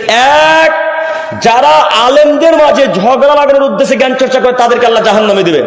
2, মূর্খদের মাঝে সংশয় সৃষ্টি করার জন্য যারা জ্ঞান চর্চা করে তাদেরকে আল্লাহ জাহান্নামে দিবেন। 3, যারা মানুষের মাঝে খ্যাতি অর্জনের উদ্দেশ্যে জ্ঞান চর্চা করে তাদেরকে আল্লাহ জাহান্নামে দিবে। অতএব যুবক ভাই, আপনি জ্ঞান চর্চা করেন, কিন্তু আলেম ওলামা ইকরামগণকে অপমান করার জন্য জ্ঞান চর্চা করবেন না ইনশাআল্লাহ। ইনশাআল্লাহ যুব সমাজ ধ্বংসের কারণের অনেকগুলি কারণ আছে, তার একটি কারণ পেশ করতে চাচ্ছি। তার আরো একটি কারণ হচ্ছে কুপ্রবৃত্তির অনুসরণ করা। কুপ্রবৃত্তির অনুসরণ করা মানে অন্তরের মন মতো যারা চলবে তাদেরকে আল্লাহ ধ্বংস করবে। অন্তরের মন মতো, এই যে মন, এই মন মতো যারা চলবে তাদেরকে আল্লাহ ধ্বংস করবেন। তার প্রমাণ হচ্ছে এই, মহান আল্লাহ তাআলা বলেন, ফাখলাফা মিন বাদিহিম খালফ আযাউস সালাত। পৃথিবীর মানুষ তোমরা মনে রেখো, অতঃপর তাদের পরে এলো অপদার্থের দল, আযাউস সালাত, যারা তাদের সালাতকে নষ্ট করে দিল। অত্তাবাউস শাহওয়াত, যারা তাদের কুপ্রবৃত্তির অনুসরণ করলো। ফাসাউফা ইয়ালকাউনা গাইয়া, অচিরেই আমি আল্লাহ তাআলা তাদেরকে ভ্রান্ত পথের শাস্তি ভোগ করাবো। অত্র আয়াতে আল্লাহ তাআলা 3টি বাক্য বললেন, তার দ্বিতীয় বাক্য হচ্ছে আল্লাহ বলছেন, পৃথিবীর মানুষ তোমরা মনে রেখো, যারা অন্তরের মন মতো চলবে তাদেরকে আমি আল্লাহ তাআলা ধ্বংস করে দেব, তাদেরকে আমি আল্লাহ জাহান্নামে দিব। একটু আপনি বুঝতে পারেননি কুপ্রবৃত্তি কাকে বলে? আপনি এখনো, আমি আশা করছি এখনো বুঝতে পারেননি কুপ্রবৃত্তি কাকে বলে। আপনাকে দেখাচ্ছি কুপ্রবৃত্তির অনুসরণ কাকে বলে। কুপ্রবৃত্তি হলো সেটাই, মাগরিবের মুয়াজ্জিন সাহেব আজান দিচ্ছে, আপনি চায়ের দোকানে বসে আছেন, মুয়াজ্জিন সাহেব আজান দিতেই আপনি উঠে চলে আসছেন। তো আপনার বন্ধু আপনাকে বলছে, আব্দুর রহমান, মাগরিবের সালাতটা এসে আদায় করে নিবি বস, কাজা নামাজ কি আদায় হয় না? চল বস একটু চা পান করি, গল্প করি, অনেকদিন পর তো দেখা হলো, তো তুই একটু থাক, তুই মাগরিবের নামাজটা এসে আদায় করে নিবি। তো আপনি আপনার বন্ধুর কথা শুনে ওই জায়গাতে থেকে গেলেন, স্থান গ্রহণ করে নিলেন। এটাই হলো কুপ্রবৃত্তির অনুসরণ করা, অন্তরের মন মতো চলা। কথা বুঝাতে পারিনি এখনো। মানে আপনার মনটা বললো যে একটু থাকি, তাই তো বন্ধু অনেকদিন পরে এসেছে, একটু বন্ধুর সাথে গল্প করেই নি। আবার অন্তরটা বলছে থাকি, একটু থাকি, ভালো লাগছে, গল্প করতে ভালো লাগছে। অন্তরকে ঠেকাতে পারলেন না আপনি, তা ধ্বংস হলেন। এ কথা আল্লাহ তাআলা নিজে বলছেন। আর আল্লাহ নবী তো একাধিক জায়গাতে বলেছে যারা কুপ্রবৃত্তির অনুসরণ করে তারা জাহান্নামে যাবেন। আর তার আরো একটি কারণ হচ্ছে এই, অন্তর বলছে যে ফজরে উঠতে হবে না। আজান কিন্তু করণে ঠিকই এসেছে, আছে না? মসজিদের পাশে দেওয়াল আপনার, তবু আপনি সালাত আদায় করতে উঠেন নাই, তো আপনি মুসলমান। আবার আপনি চায়ের দোকানে সকালবেলায় উঠে বলছেন ফিলিস্তিনকে রক্ষা করতে হবে। হ্যাঁ বেটা, ফজর ওয়াক্তে ঘুমিয়ে থেকে ফিলিস্তিনকে বিজয় করবে, এর মতো অশিক্ষিত যুবক আর আমরা খুঁজে পাই না। ও ঘুমিয়ে থেকে ফিলিস্তিনকে জয় করবে, তো কথাটা আমার এমন হয়ে গেল না? আল্লামা ইকবাল সাহেব তিনি একটা কবিতা লিখেছিলেন, বাক্য লিখেছিলেন। তিনি বলছেন, बिस्तर से उठकर मस्जिद तक जा ना सके, ख्वाहिश रखते हैं कब्र से उठकर जन्नत में जाने की। বিছানা থেকে উঠে ফজর ওয়াক্তে মসজিদ যেতে পারেন না, আর কবর থেকে উঠে জান্নাত যাওয়ার আশা আকাঙ্ক্ষা করছেন। আপনার আশাটা একেবারেই ভুল। তো আপনার অবস্থা, আরে আল্লামা ইকবাল সাহেবের আল্লামা ইকবাল সাহেব যে কবিতাটা লিখেছেন, যে বাক্যটা লিখেছেন, এই বাক্যটা কাছাকাছি মিল আছে। দেখেন তো, ফজর ওয়াক্তে ঘুমিয়ে আছেন আর সকালবেলায় বলছেন ফিলিস্তিনকে জয় করতে হবে। ফিলিস্তিনের মুসলমানকে হত্যা করে দিল, গাজার মুসলমানকে হত্যা করে দিল, উত্তরপ্রদেশের মুসলমানকে মেরে ফেলে দিল, আরে কাশ্মীরের মুসলমানদেরকে কেটে ফেলে দিল। এরকম বলেন না? বলি না আমরা? বলি তো। তো আপনি কিভাবে ফিলিস্তিনকে জয় করবেন? আপনি তো বেনামাজি মানুষ। হ্যাঁ, আপনি কিভাবে কাশ্মীরকে জয় করবেন, কাশ্মীরের মুসলমানদেরকে রক্ষা করবেন? আপনি তো বেনামাজি মানুষ। আপনি গাজার মুসলমানদেরকে কিভাবে সাহায্য করবেন? আপনি তো বেনামাজি মানুষ, আপনি তো কিছুই করতে পারেন না। আপনি জিহাদ যে করবেন তো সালাতই আদায় করেন না, আপনি কিভাবে জিহাদ করবেন বলেন? কিভাবে করবেন? ফেসবুকের জিহাদ এখানে অনেক আছে, ফেসবুক জিহাদ কোম্পানি, এরা ফেসবুকে জিহাদ করে, কিন্তু ডাইরেক্ট আসলে কেউ জিহাদ করতে পারেন। আল্লাহ নবী বলছেন সব থেকে উত্তম জিহাদ, সব থেকে দামি জিহাদ, সব থেকে ভালো জিহাদ হলো কোন বদ অত্যাচারী শাসকের সামনে গিয়ে তার বিরোধিতা করা। অত্যাচারী শাসককে গিয়ে বলে, এই সর্দার সাহেব, এই কাজটা আপনার ঠিক হলো না। ক্যাসে সাহেব, আপনি যে মসজিদে এই কাজটা চালু করেন, এই কাজটা আপনার ঠিক হলো না। এটা হলো সব থেকে উত্তম জিহাদ। কথা বুঝেননি? মাঠে গিয়ে জিহাদ করার চাইতে এটা হলো সবচেয়ে উত্তম জিহাদের কথা মুহাম্মদ সাল্লাল্লাহু আলাইহি সাল্লাম বলেন। অতএব আপনাকে অনুরোধ করে বলতে চাচ্ছি, ফজর ওয়াক্তে উঠেন, তারপরে ফিলিস্তিনে সাহায্য করার চেষ্টা করেন। ফজর ওয়াক্তে উঠেন, তারপরে গাজার মানুষকে সাহায্য করার চেষ্টা করেন। আপনাকে অনুরোধ জানাচ্ছি, যুবক ভাই, আপনারা যারা নারা লাগাচ্ছেন যে গাজাকে রক্ষা করতে হবে, যারা আপনারা নারা লাগাচ্ছেন, তাকবীর লাগাচ্ছেন যে ফিলিস্তিনকে রক্ষা করতে হবে, তার আগে নারা দেওয়ার পূর্বে আপনার মোবাইলে যে অ্যান্ড্রয়েড ফোনে যে গেমগুলো আছে, লুডো, চোষা, দাবা, carrom board, free fire, PUBG, এই গেমগুলো ডিলিট করতে হবে। তারপর নারা লাগাতে হবে আর ফেসবুকে লিখতে হবে। আপনি জানেন না ফেসবুক, পাবজি, লুডো, চোষা, দাবা, এই ক্যারাম বোর্ড এগুলো কার তৈরি বলেন তো দেখি একজন? কে জানেন না আপনারা? কাদের তৈরি? ইহুদিদের, ইসরায়েলের প্রোডাক্ট, সব ইহুদিদের তৈরি। এই যে ফ্রি ফায়ার, পাবজিতে রিচার্জ করতে হয় না? আপনারা যারা ফ্রি ফায়ার খেলেন হাত তোলেন তো একজন। তুলবেন না? সব ফেরেশতা গো, সব ফেরেশতা, সব ফেরেশতা। কেউ ফ্রি ফায়ার খেলে না, কেউ লুডো খেলে না, কেউ চোষা, দাবা, ক্যারাম বোর্ড কেউ খেলেন না। খেলেন না? তো আপনারা খেলেন না, আলহামদুলিল্লাহ, ভালো, মানলাম, ফেরেশতাই ভালো থাকেন। তো রিচার্জ করতে হয়, কে কে জানেন? হাত তোলেন। জানেন না রিচার্জ করতে হয়? তো রিচার্জ যে করতে হয়, তো এই রিচার্জের টাকাটা তোমার বাপের অ্যাকাউন্টে যায় না ইসরায়েলের অ্যাকাউন্টে যায়? ইসরায়েলের, যেহেতু প্রোডাক্ট কার? ইসরায়েলের। তো তুমি যে বেটা চায়ের দোকানে বললে গাজাকে রক্ষা করতে হবে, ফিলিস্তিনে রক্ষা করতে হবে, তো তুমি বেটা তো ইসরায়েলকে সহযোগিতা করলে। তোমার রিচার্জের টাকা নিয়ে, তোমার গেমের রিচার্জের টাকা নিয়ে জমা করে করে করে এক পর্যায়ে বম পিস্তল তৈরি করে গাজার উপর বম হামলা চালাই, ফিলিস্তিনের উপর গুলি চালাই। তুমি জানো না কাপুরুষ, তোমার বিদ্যা কবে খুলবে? তোমার ব্রেন মস্তিষ্ক কবে খুলবে? তোমার মাথা থেকে মগজ নাই, যাদের সবই গোবর ভরা, তোমার ব্রেন মস্তিষ্ক কবে খুলবে তুমি বুঝতে পারো না? এই রিচার্জের টাকা নিয়ে যত টাকা আছে সব টাকা সব জায়গা থেকে যায়, তারপরে তারা বম পিস্তল তৈরি করে গাজা ফিলিস্তিনের মানুষের উপর হামলা চালায়।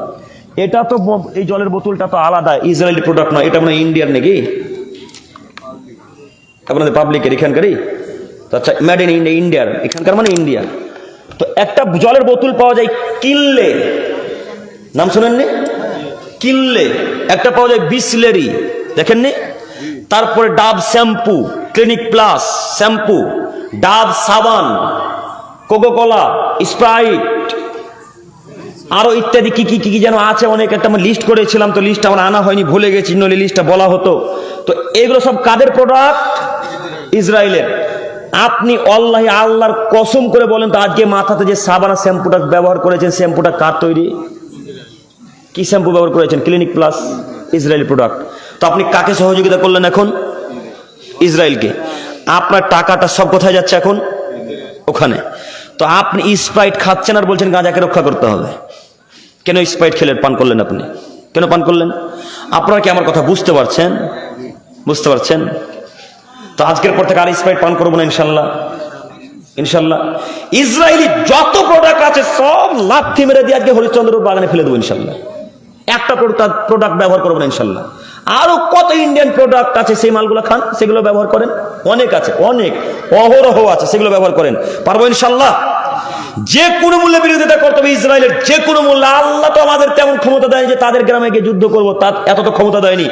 যতটুকু ক্ষমতা দিয়েছে, প্রোডাক্টের বিরোধিতা করে হোক, তাদের প্রোডাক্টকে ব্যান করে হোক, তাদের জিনিসে পণ্যে লাথি মেরে হোক, যে কোনো মূল্যে দোয়া করে হোক, তাদের বিরোধিতা করবো। এটাই মূলত আমাদের আশা। পারবো ইনশাল্লাহ, ইনশাল্লাহ। আল্লাহ তুমি আমাদেরকে কবুল করো, শুকরিয়া বলি আমিন। তো বলছিলাম, কুপ্রবৃত্তির অনুসরণ করা বন্ধ করেন। কুপ্রবৃত্তি মানে আপনার বন্ধু বলছে চ একটু পার্ক থেকে ঘুরে আসি, চলে গেলেন, ফজরের মাগরিবের সালাত বাতিল হলো, এশার সালাত বাতিল, আসরের সালাত বাতিল, অন্তরের মন মতো চললেন। এখন আল্লাহ আপনাকে কোথায় দিবে? জাহান্নামে। অতএব অন্তরকে ঠাকান, মনকে ঠাকান, জান্নাত হবে ইনশাআল্লাহ। কথা মুহাম্মদ সাল্লাল্লাহু আলাইহি ওয়াসাল্লাম বলেন, এ কথা আল্লাহ তাআলা বলেন। পরের অংশে 2, 3 শয়তানের ফাঁদে পা দেওয়া। শয়তানের ফাঁদে যারা পা দেবে তারা ধ্বংস হবে, কথাই চূড়ান্ত। শয়তানের ফাঁদে যারা পা দেবে তারা ধ্বংস হবে, কথাই চূড়ান্ত। যুবক ভাই, একটু আপনাকে বলি, আব্দুল করিম ভাই, শয়তানের ফাঁদ কোনটা আমরা বুঝতে পারলাম না। জি, আসলেই বুঝতে পারবেন না আপনি। কেন? শয়তান আপনার ব্রেনটাকে এমনভাবে ধোলাই করেছে, শয়তান আপনার ব্রেনটাকে এমনভাবে ধোলাই করেছে, এমনভাবে অস করেছে যে আপনি ভুলে গেছেন কোনটা শয়তানি কর্ম আর কোনটা ভালো কর্ম। দেখেন, আপনাকে দেখাচ্ছি শয়তানি কর্ম কোনটা। ওই যে হরিশ্চন্দ্রপুর রেল স্টেশনের ওই পারে বা এই পারে একটা লোক টিকিট এইভাবে টেবিল নিয়ে টিকিট বিক্রি করে, দেখেননি? হরিশ্চন্দ্রপুর স্টেশনে টিকিট বিক্রি হয় না? এখন তো আমরা ওটা দিয়ে দেখলাম যে হচ্ছে টিকিট বিক্রি হয়, কখনো কখনো ভালো কারোটেও হয়। আপনাদের এলাকা মোড় আরো কি কি যেন আছে, টালবাংরোয়া না কি কি যেন, এগুলো তো হতে পারে, জানি না আমি সঠিক। হয় কি একজন বলেন? হয়। ওই যুবক ভাই, ওই যে লোকটা টিকিট বিক্রি করছে ওটা হলো শয়তানি কর্ম। ওই যে লোকটা টিকিট বিক্রি করছে, যত লোক টিকিট কাটছে সব শয়তানি কর্ম। এগুলো যত মানুষ ক্রয় করবে বা ব্যবহার করবে, যত মানুষের ব্যবস্থা করবে, সবাই এখন শয়তানের সাথে জান্নাতুল ফেরদাউসে যাবে। হ্যাঁ, জান্নাতুল ফেরদাউস যাবে শয়তান নাকি? শয়তান কোথায় যাবে? তাহলে আমার কথা ভুল হলো না? আমি দেখতে চাচ্ছিলাম যে আপনারা কথা বুঝতে পারছেন কিনা। শয়তান যেখানে যাবে তার নীতি রীতিতে যারা চলবে তারা কোথায় যাবে? জাহান্নামে। অতএব এই টিকিটের ব্যবস্থা ত্যাগ করতে। আব্দুল করিম সাহেব, আমরা আহলাদিস মানুষ, আমরা প্রমাণ ছাড়া কথা বিশ্বাস করি না। আমরা সালাফি মানহাজ অনুসরণকারী সালাফি আকীদার মানুষ, আমরা প্রমাণ ছাড়া কথা বিশ্বাস করি না। জি, এটা আমিও পছন্দ করি, আমিও খুব ভালোবাসি। আমরা তার বেদাতি নয় যে প্রমাণ ছাড়া কথা বলবো। দেখেন, আপনাকে প্রমাণ পেশ করে দেখাচ্ছে। আব্দুল্লাহ বিন ওমর রাদিয়াল্লাহু তাআলা আনহু বলেন, রাসূল সাল্লাল্লাহু আলাইহি সাল্লাম বলেছেন, লা ইয়াদখুল জান্নাত আলা কাম্মার, যারা জুয়া এবং লটারিতে অংশগ্রহণ করে তারা জান্নাতে যাবে না। প্রমাণ মিলল? প্রমাণ পাওয়া গেল না? যারা জুয়া এবং লটারিতে অংশগ্রহণ করে এরা জান্নাতে যাবে না। অতএব আমি আপনাকে অনুরোধ করে বলতে চাচ্ছি, জুয়া, লটারি, টিকিট কাটা, লটারি ব্যবসা করা আর ইত্যাদি ইত্যাদি অনেক শয়তানি যে কর্মগুলো আছে, এই শয়তানি কর্মকে এখন এই মুহূর্তে এই মঞ্চে এই স্থান থেকে তওবা করে লাথি মেরে উঠতে পারবো ইনশাল্লাহ। ইনশাল্লাহ। যুবক ভাই, আপনার বাপও টিকিট বিক্রি করে, আপনি ভালোভাবে জানেন। আপনার আব্বুকে অনুরোধ করে বলেন, আব্বু টিকিটের ব্যবসা হারাম, আজকের পর থেকে আর টিকিট বিক্রয় করবো না ইনশাল্লাহ। এই কথা আমরা বলতে পারবো ইনশাল্লাহ আব্বুকে? ইনশাল্লাহ। আল্লাহ, আমি তোমার কাছে ভিক্ষে চেয়ে বলি, মাবুদ তুমি শয়তানি কর্ম থেকে আমাদেরকে, আমাকে সহ আমার প্রিয় দিনী ভাই ও বোনদেরকে রক্ষা করো, সকলে বলি আমিন। আমি আর আলোচনা লং করব? জি, আমি আর আলোচনা লং করব? 12টা 15, প্রায় অনেক রাত্রি হয়ে গেল। আচ্ছা আচ্ছা আচ্ছা, ঘুম আসছে না? আপনার বিরক্ত বোধ লাগে? বিরক্ত বোধ লাগছে? আর কয়েকটি কথা বলে আমরা শেষ করতে না ভাই, অনেক দূর যাব আমরা, সব ফজর হয়ে যাবে। তারপরেও কয়েকটি কথা আমি যেটা দেখাতে চাচ্ছিলাম, শয়তানি কর্ম আপনারা কয়েকটি বুঝতে পারলেন, তার আরো একটি বড় কর্ম দেখাচ্ছি। দেখেন, আল্লাহ তাআলা বলছেন, পৃথিবীর মানুষ তোমরা মনে রেখো, ইয়া আইয়ুহান নাস, হে মানব সম্প্রদায়, কুলু মিম্মা ফিল আরদি হালালান তাইয়্যিবা, এই এত বড় পৃথিবীতে আমি আল্লাহ তাআলা যা কিছু দিয়েছি তাতে বৈধ এবং পবিত্র জীবন করবে। একটু আমার দিকে দেখেন, আল্লাহ তাআলা বললেন, পৃথিবীর মানুষ আমি এই সারা পৃথিবীতে যা কিছু দিয়েছি তা হতে বৈধ এবং পবিত্র জীবন করবে। ওয়ালা তাত্তাবিউ খুতুওয়াতিশ শাইতান, তোমরা এই ব্যাপারে শয়তানের পথ অনুসরণ করবে না। ইন্নাহু লাকুম আদুউম মুবিন, নিশ্চয় শয়তান তোমাদের খোলাখুলি শত্রু, প্রকাশ্য শত্রু। অত্র আয়াতে কয়েকটি বাক্য ফুটে উঠেছে, তার একটি বাক্য হচ্ছে এই, আল্লাহ বলছেন এত বড় পৃথিবীতে আমি আল্লাহ তাআলা যা কিছু দিয়েছি তা হতে বৈধ এবং পবিত্র রুজি খাবে। আমি আল্লাহ যা কিছু দিয়েছি তা হতে বৈধ এবং পবিত্র রুজি ভক্ষণ করবে, একথা আল্লাহ বলছেন। তো এখন আপনাকে বলতে চাইছে, আল্লাহ বৈধ এবং পবিত্র বললেন কেন? দুটাই তো একই জিনিস না, আলাদা আলাদা? দুটাই একই, বৈধ যেমন পবিত্র ঠিক তেমন। তা আল্লাহ তাআলা এই বাক্য ব্যবহার করলেন কেন? আল্লাহ এই জন্য এই দুটি বাক্য ব্যবহার করলেন যে কোন সময় বৈধ প্রাণীও অবৈধ হয়ে যায়, কোন সময় বৈধ প্রাণীও অবৈধ হয়ে যায়। কেমন করে? গরু, ছাগল, ওট, দম্বা, ভেড়া, মোষ, মুরগি, পোল্ট্রি মুরগি, এগুলো হালাল না হারাম? হালাল। এইগুলো যদি এখন একটা মারা যায়, এখন এইগুলো খাওয়া হালাল না হারাম? হারাম। তাই আল্লাহ বললেন তোমরা বৈধ এবং পবিত্র রুজি খাবে। গরু যতক্ষণ বেঁচে আছে যদি নিজে বিসমিল্লাহ আল্লাহু আকবার বলে জব করেন, হালাল করেন, তাহলে আপনার জন্য খাওয়া হালাল। কথা বুঝেননি? আর যদি মরে যায় তাহলে ওটা খাওয়া হারাম।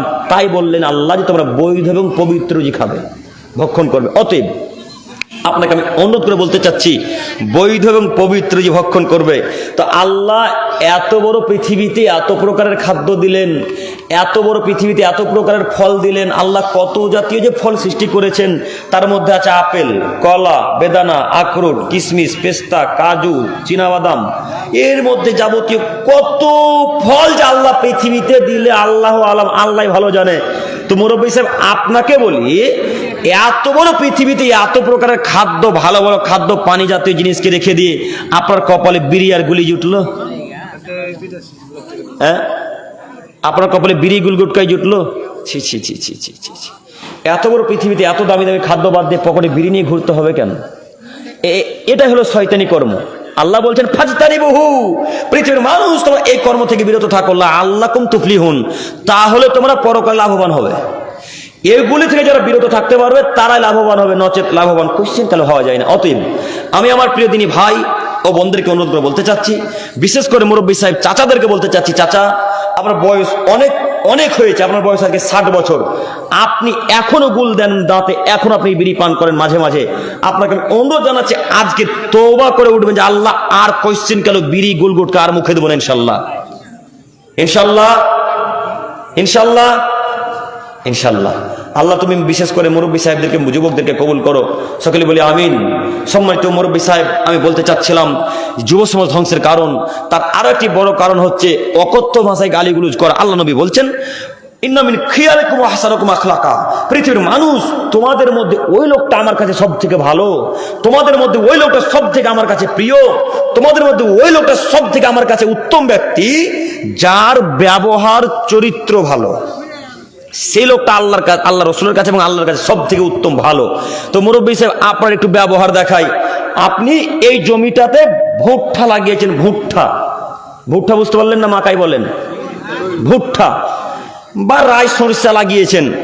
তো পাশে বাড়ির একটা ছাগল এসে আপনার ভুট্টার গাছগুলোকে সব ভেঙে খেয়ে নিয়েছে। তখন দেখতে পেয়ে বলছেন কার ছাগল রে, অমুকের বাচ্চা অমুক, তমুকের বাচ্চা তমুকের ছাগল, ছাগলের হুঁশ নাই, ছাগলের মালিকের হুঁশ নাই, ছাগল বেঁধে রাখতে হবে। কত ভাষাতে যে গালি দিলেন, আপনি হাজি মানুষ, মক্কা থেকে হজ করে এসেছেন, আল্লাহু আকবার, মুখ যে কত খারাপ ভাষায় গালি দিলেন তা আপনি আর আল্লাহ ভালো জানে। এত অকথ্য ভাষায় গালিগুলো দেওয়ার পর আপনি এখন বলতে চাচ্ছেন আপনার চরিত্র ভালো আছে? হ্যাঁ, কথা বুঝতে পারে না চাচারা, এখনো চরিত্র ভালো আছে? এবার কথা হচ্ছে, যদি খুব ভালো প্রশ্ন, যদি ছাগল ছেড়ে দেয় বলার সত্ত্বেও, বারবার বলার পরেও যদি ছেড়ে দেয়, তো খহর নাই আপনাদের এলাকায়? খহর বুঝলেন না? জি, ছেড়ে দেয় কথাটা তখনই ব্যবহার হয়, তার মানে কোনো সময় বাঁধে, হ্যাঁ কোনো সময় বাঁধে, কিন্তু টোটালি বাঁধে না। টোটালি যদি না বাঁধে তো আপনি খবরে দিয়ে আসেন। চলন খারাপ, হ্যাঁ, চলন মানে ব্যবহার। ও আচ্ছা, ব্যবহার যতই খারাপ হোক, আপনার জমি সব যদি ভেঙে চৌচির করে দেয়, চূর্ণ বিচূর্ণ করে জমি ফসলকে, তবু এই ভাষায় গালি দিতে পাবেন না। বোঝা যায়নি কথা মনে হয়? আপনার ফসল কেন, যদি জমিও নিয়ে নেয় তবুও গালি দিতে পাবেন, কথা আল্লাহ বলেন, কথা আল্লাহ নবী বলেন। আপনাকে আমি কি দিয়ে বুঝাবো বলেন? বকরি তো বহুদূরের কথা, ছাগল তো বহুদূরের কথা, তারপর আপনি গালি দিতে পারেন? আপনি তো হাজি মানুষ, আপনি তো আরব থেকে হজ করে এসেছেন, আপনি কেন গালি দেবেন? আপনি গালি দিতে পারেন না। তবে হ্যাঁ, এতটুকু বলতে পারেন, ছাগলওয়ালাকে গিয়ে, বাড়ির মালিককে গিয়ে বলতে পারেন যে ভাই আপনার ছাগল আমার ফসল নষ্ট করে দিচ্ছে, যদি একটু বেঁধে রাখতেন তো ভালো হতো। এর পরের দিন যদি ছাড়া পাই তাহলে আমরা ছাগলকে বাইরে রেখে আসতে বাধ্য হবো। এতটুকু কথা বলতে পারেন, কিন্তু নোংরা ভাষায় কথা ব্যবহার করতে পারেন না। দেখবেন পারেন কিনা একটু দেখাচ্ছি, দেখেন।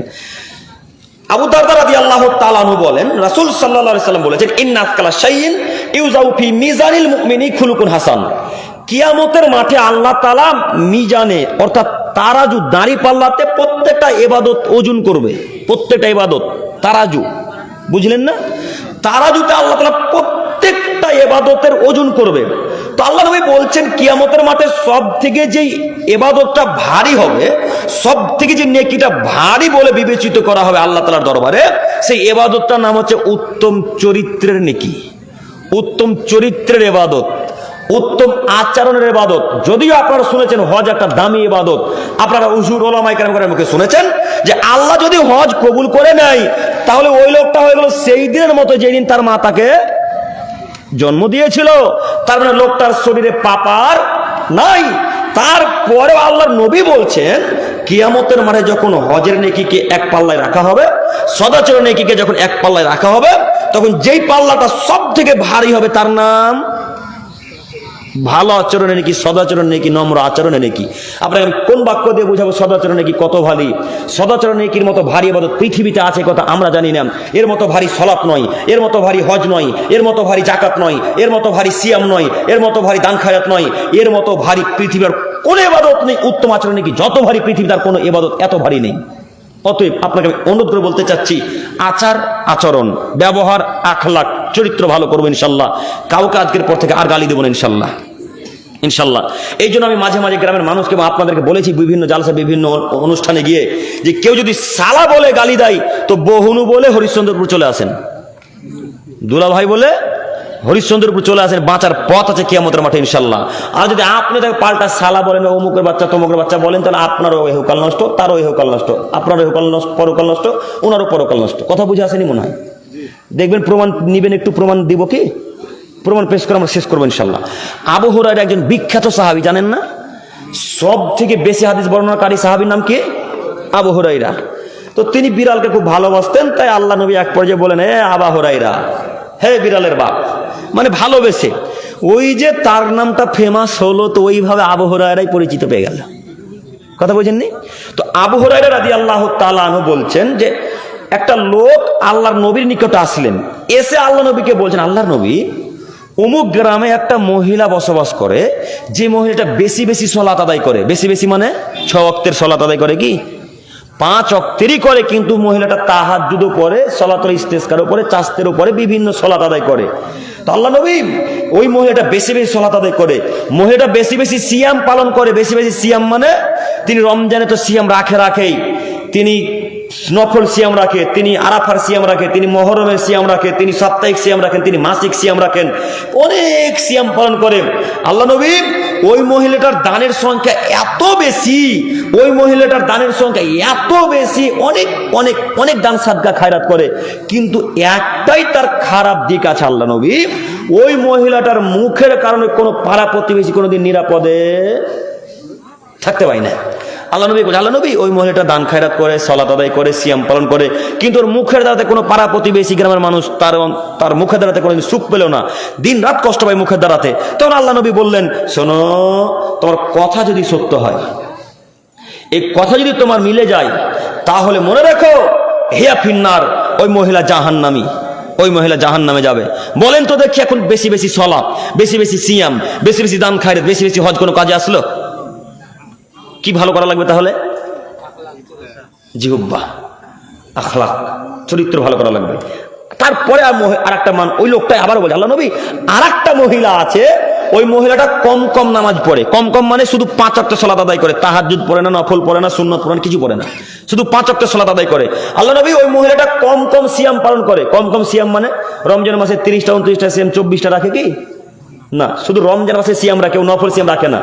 ও নফল সিয়াম রাখবে না, ও আপনার ওই মহরমের সিয়াম, আরাফার সিয়াম, সাপ্তাহিক সিয়াম, মাসিক সিয়াম, এগুলো মহিলাটা পালন করে না। আল্লাহ নবী, ওই মহিলাটার দানের সংখ্যা এত কম, পনির আল্লাহ রাস্তায় দান করলে যেমন নেকি পায়, ঠিক তেমন তিনি দান করে। পনির খেয়েছেন হোটেলে, খাননি? পনির যে দান করলে যতটা নেকি হয়, ঠিক ততটা আল্লাহ রাস্তায় তিনি দান করে। তো আল্লাহ নবী, মহিলাটার একটা দিক ভালো আছে, সেটা হচ্ছে এই যে তার মুখের দ্বারাতে কোনো মানুষ কোনোদিন দুঃখ কষ্ট পায়নি, সবাই নিরাপদে ছিল। তখন আল্লাহ নবী বলছে, শোনো, তোমার কথা যদি বাক্যের সাথে মিলে যায়, তোমার কথা যদি আসলেই সত্য হয়, তাহলে মনে রেখো, হিয়া ফিল জান্নাহ, সেই মহিলা জান্নাতি মহিলা। আল্লাহু আকবার।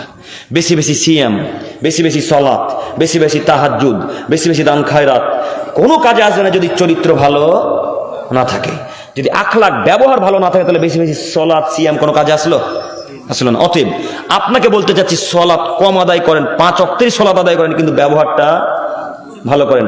আপনি কেন ফেসবুকে গালি দিচ্ছেন গো? আমরা তো বুঝতে পারলাম না। আপনি কি গালি দিয়ে পাহাড় তুলে নিলেন?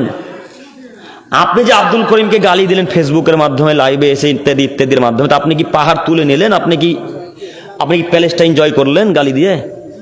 হ্যাঁ, তো গালি দিচ্ছেন কেন? আপনি যে আমাকে গালি দিচ্ছেন, তো গালি দিয়ে কি আপনি আমার জায়গায় কি কেড়ে নিতে পারলেন? তো আপনার গালি দিয়ে কি লাভ হচ্ছে আমরা তো বুঝতে পারলাম। আপনি গালি দিচ্ছেন কেন? আপনি বোকা তাই গালি দিচ্ছেন। গালি দিচ্ছেন মানে আপনার ক্ষতি হচ্ছে, আমার লাভ হচ্ছে। কথা বুঝেননি? আপনি যদি আজকে আমাকে গালি দেন, তো এই গালি নিয়ে কি আমি কিয়ামতের মাঠে পাবো, আপনার তো আমি বিরোধিতা করিনি। আজ পর্যন্ত কোনো মানুষের কমেন্টের উত্তর দিইনি, গালির উত্তর ইনশাল্লাহ দেবও না ইনশাল্লাহ। এক আশাতে এখন পর্যন্ত আছি, কিয়ামত পর্যন্ত থাকবে ইনশাল্লাহ। আল্লাহর উপর বিশ্বাস করে আছে, আল্লাহ যারা গালি দিয়েছে এর হিসাব তুমি একদিন করি, এই আশাতে এখন পর্যন্ত আছে। তা আপনি গালি দিচ্ছেন কেন? গালি দিয়ে কি জয় করলেন আপনি? গালি দিয়ে কি উন্নতি করলেন? গালি দিয়ে আপনি কার সম্মান ডাউন করলেন? আপনি বলেন দেখি, কেন গালি দিচ্ছেন? আপনি গালি দিবেন কেন? আপনাকে আমি অনুরোধ জানাচ্ছি, চরিত্র ভালো করেন, ব্যবহার ভালো করেন। যদি আলেম ওলামা কেরামগণকে ভালোবাসতে না পারেন তো আপনি চুপ থাকেন না, মুখ খুলছেন কেন? আল্লাহ নবী বললেন, জিহুব্বাকে নিয়ন্ত্রণ রাখো, জান্নাত হবে ইনশাল্লাহ। জিহুব্বাকে কন্ট্রোল করো, নিয়ন্ত্রণ করো, আয়ত্তে রাখো, জান্নাত হবে ইনশাল্লাহ। কথা মুহাম্মদ সাল্লাল্লাহু আলাইহি ওয়াসাল্লাম বলেন। তো আপনাকে আমি কত হাদিস দিব, ব্যবহার, যাই হোক অনেক কথা বললাম, সময় আমরা অনেকক্ষণ ব্যয় করলাম। আমি শেষ পর্যায়ে এসে বলি, মাবুদ আমরা অনেকক্ষণ আলোচনা করলাম যুবকদেরকে নিয়ে, বিশেষ করে আল্লাহ তুমি আমার যুবক ভাইদেরকে তোমার রাসূলের পদ্ধতিতে চলার তৌফিক দান করো, সকলে বলি আমিন। সম্মানিত মুরব্বী সাহেব, সম্মানিত উপস্থিতি, সম্মানিত দিনী ভাইরা, আপনারা জানেন আপনাদের মাদ্রাসা উসমান বিন আফফান লিল তাহফিজিল কোরআনিল কারীমের প্রথমতম উন্নতিকল্পে বিরাট ধর্মীয় জালসা। অতএব অনেকক্ষণ থেকে আপনারা কালেকশন করলেন, আলহামদুলিল্লাহ। আল্লাহ আজকে জালসাকে কবুল করুক, সকলে বলি আমিন। আল্লাহ এই মাদ্রাসাকে কবুল করুক, সকলে বলি আমিন। আল্লাহ তুমি কমিটির মানুষদেরকে তুমি হেদায়েত দান করে তাদেরকে তোমার রাসূলের পদ্ধতিতে চলার তৌফিক দান করো, সকলে বলি আমিন। শেষে বলি, আল্লাহ এখন পর্যন্ত আমরা যারা আছি তুমি আমাদের সকলেরই গুনাহ খাতাকে মাফ করে দিয়ে জান্নাতুল ফেরদাউস দান করো, সকলে বলি আমিন। তো আমি শেষ মুহূর্তে একটি কথা বলতে চাচ্ছি যে আপনারা জানছেন আপনাদের মাদ্রাসার উন্নতিকল্পে জালসা, যদিও লোক সংখ্যা এখন খুব কম, তো আপনারা যে যতটুকু পারবেন দিয়ে যাবেন ইনশাল্লাহ। কেউ খালি হাত যাবেন না ইনশাল্লাহ, ইনশাল্লাহ যে যতটুকু পারবেন, কেউ ফাঁকা হাতে খালি হাতে যাবেন ইনশাল্লাহ, এটা আমার অনুরোধ আপনাদের কাছে। শেষ পর্যায়ে এসে বলি, মাবুদ তুমি আমাদের যুবক ভাইদেরকে তোমার রাসূলের পদ্ধতিতে চলার তৌফিক দান করো, সকলে বলি আমিন।